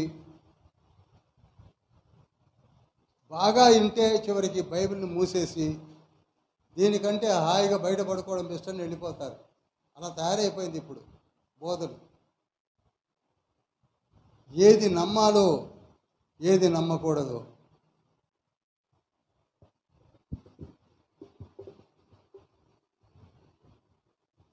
అవ్వకే పాప పంకిలం అంటించారండి ఒక గుంపు. ఏం చెప్పాలి? సిగ్గనిపించడం లేదు. దేవుడు ఏర్పరిచినటువంటి అవ్వని ఎవరైనా ముట్టుకోగలరా? చిన్న సెన్సిబుల్ ముట్టుకోగలరా? ఎక్కడికి తీసుకెళ్ళిపోతామో మనం. దాని మీద ఓ పెద్ద డాక్టర్స్ బట్టలు చింపుకోవడానికి కల్ట్ అని అందరికీ తెలుసు, కానీ దాని వెనుకనే తిరుగుతారు. 1965లో ఇంకో క్రీస్తు పుట్టాడంటే అది నమ్ముతారు. పైన యెరూషలేము ఒక తల్లి అట, తల్లి అక్కడ కొరియాలో ఉందంటే అది నమ్ముతారు. కానీ సచ్చీలత బోధలు చెప్పింది మాత్రం నమ్మరు. మరి దాని వెనక ఎలా పడతారో నాకు తెలియదు. కనుక ప్రియులారా, ఈ పార్ట్తో ఈరోజు మనము 13 అధ్యాయాల దాకా వచ్చాము. వచ్చే వారము దాదాపు మత్తయి సువార్తను క్లోజ్ చేస్తాను. ఎందుకనగా నేను మీకు మరలా చెప్తున్నాను, స్వస్థతల గురించి, దాన్ని జరిగించిన అద్భుత కార్యాల గురించి అవన్నీ మీకు చదువుకోండి, మీరు తెలుసుకుంటారు. ముఖ్యమైనది ఏమిటనగా ఆ తండ్రి చేసిన కార్యాలని ఏ విధంగా అరెస్ట్ చేసి తప్పుడు నేరాలను మోపి సిలువ వేసి చంపి పునరుత్థానుడై వెళ్ళిపోతూ మనకు ఏ విషయాలను చెప్పాడో వాటిని మాత్రమే చెప్పి వచ్చేవారు ముగించేస్తాను. హల్లెలూయా. అందరు లేచి నిలబడండి.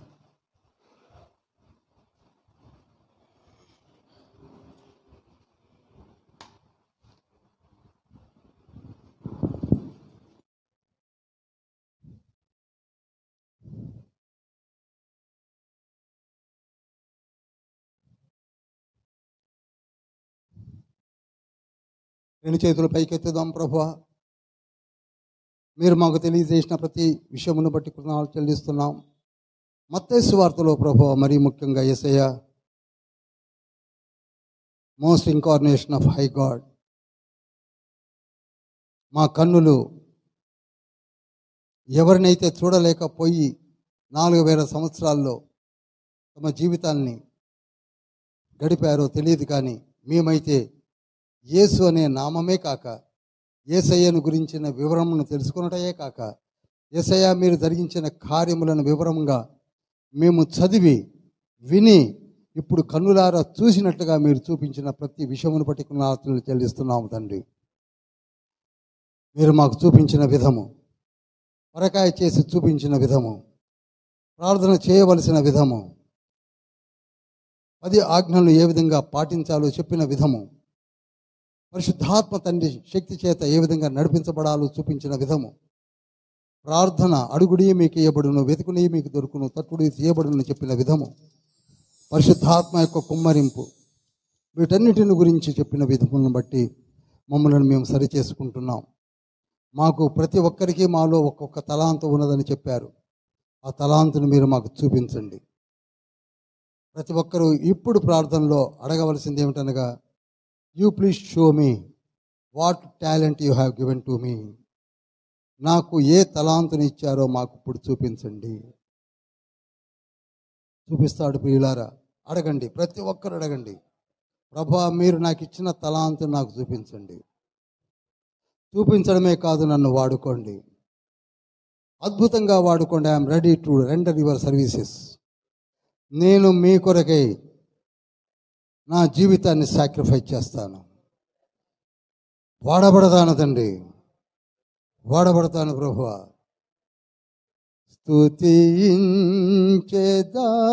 నీ నామం దేవా అనుదినం, స్తుతించెదా నీ నామం దేవా అనుదినం, దయతో కాపాడినావు, కృపనే చూపించినావు, దయతో కాపాడినావు, కృపనే చూపించినావు. నిన్ను నే మరువనేసు, నిన్ను నే విడువనేసు, స్తుతించెదా నీ నామం దేవా అనుదినం. పాపినైయుండగా నేను రక్షి దరి చేర్చినావు, పాపినై ఉండగా నేను రక్షించి దరి చేర్చినావు. నిన్ను నే మరువనేసు, నిన్ను నే విడువనేసు, స్తుతించెదా నీ నామం దేవా అనుదినం. సిలువే నాకు శరణం, నీవే నాకు మార్గం, సిలువే నాకు శరణం, నీవే నాకు మార్గం, నిన్నునే మరువనేసు, నిన్నునే విడువనేసు. స్తుతించెదా నీ నామం దేవా అనుదినం. దేవా అనుక్షణం, దేవా అనుదినం, దేవా అనుక్షణం. ప్రియులారా, ఒక్కటి గుర్తుంచుకోండి,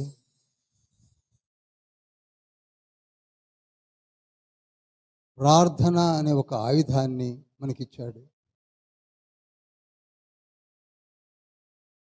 ప్రార్థన అవసరం లేదు అనేవాళ్ళు మొదట్లో ఎందుకు ప్రార్థన చేస్తున్నారు?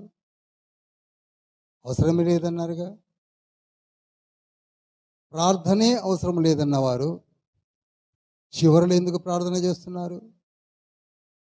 ప్రార్థనే అవసరం లేదన్నవారు ఏలియా కర్మేలు కొండపై కూర్చొని తలకాయని 2 మోకాళ్ళ మధ్య పెట్టి 7 మార్లు ఎందుకు ప్రార్థన చేశాడు? ప్రార్థనే అవసరం లేదన్నప్పుడు హన్న గుడారం ఎదుట హృదయాన్ని ఎందుకు కుమ్మరించుకుంది? ప్రార్థనే అవసరం లేదంటే ఏలియా బదిరీ వృక్షం కింద కూర్చొని ఎందుకు ఏడుస్తూ ప్రార్థన చేశాడు? ప్రార్థనే అవసరం లేదంటే ఆది అపొస్తలులు ప్రార్థన ఎందుకు నేర్పారు? ఆలోచించండి.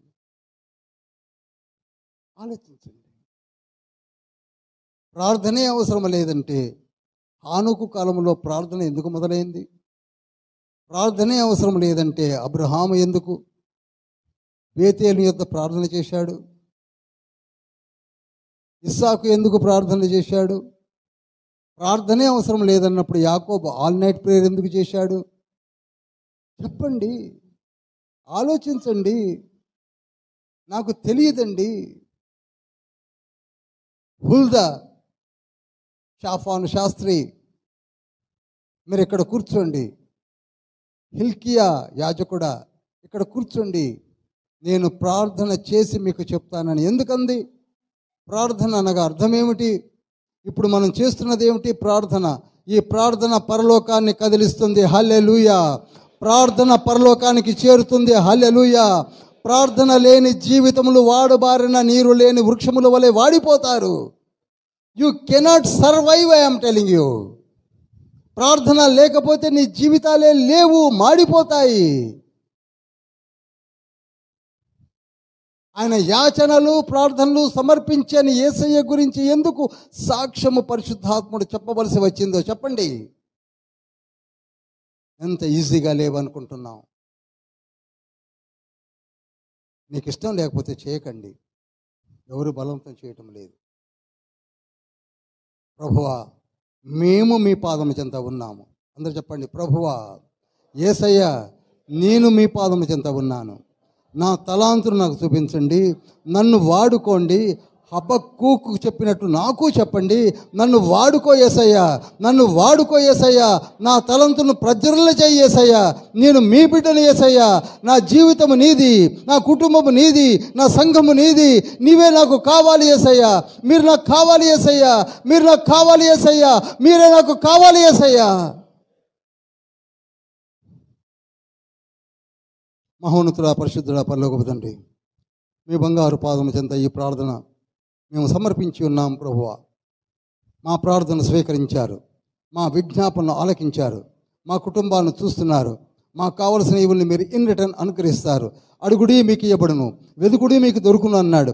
ఆ ప్రార్థన మేము చేస్తున్నాము. ప్రతి మంగళవారం నాడు స్త్రీల మైత్రి కూడికలో every day in the morning at about 5 o'clock they have started their prayers and they are doing regularly, my Lord. ప్రతిరోజు అందరి కొరకే ప్రార్థన చేస్తున్నారు. మంగళవారం నాడు ప్రత్యేకంగా చేస్తున్న స్త్రీలను బట్టి, శుక్రవారం జరుగుతున్న యవనస్తులను బట్టి, ఆదివారం జరుగుతున్న గొప్ప ఆత్మీయ ఆరాధనలు బట్టి, ఆదివారం సాయంకాలం బైబిల్ స్టడీలో మేము చేస్తున్న ప్రార్థనలు బట్టి మమ్ములను, ప్రపంచంలో ఉన్న సార్వత్రిక సంఘమును, 197 దేశాలని ఆశీర్వదించి దీవించండి. సంఘ పెద్దలను దీవించండి. సంఘ కాపురు సురేష్ గారిని, వారి కుటుంబం దీవించండి. ఉమెన్ ఫెలోషిప్ని దీవించండి. యూత్ ఫెలోషిప్ని దీవించండి. సమర్పణ జీవితము చేస్తున్న మా మధ్యలో ఉన్నటువంటి సువార్థికులు, టీచర్సు, కాపర్లను దీవించండి. వారిని వాడుకోండి, లేవనెత్తండి ప్రభువా. వాడుకోండి యేసయ్యా, వాడుకోండి యేసయ్యా, వాడుకోండి యేసయ్యా. మేమందరము మీ బిడ్డలమని, మీ సేవ చేయట కొరకే మమ్మల్ని వాడుకోమని, ఈ చిన్ని ప్రార్థన మీ బంగారు పాదం చెంతకు చేర్చుకోమని యేసయ్య నామములో అతి వినంతి వేడుకుంటున్నాం పరమ తండ్రి. ఆమేన్. పరలోకమందున్న మా తండ్రి,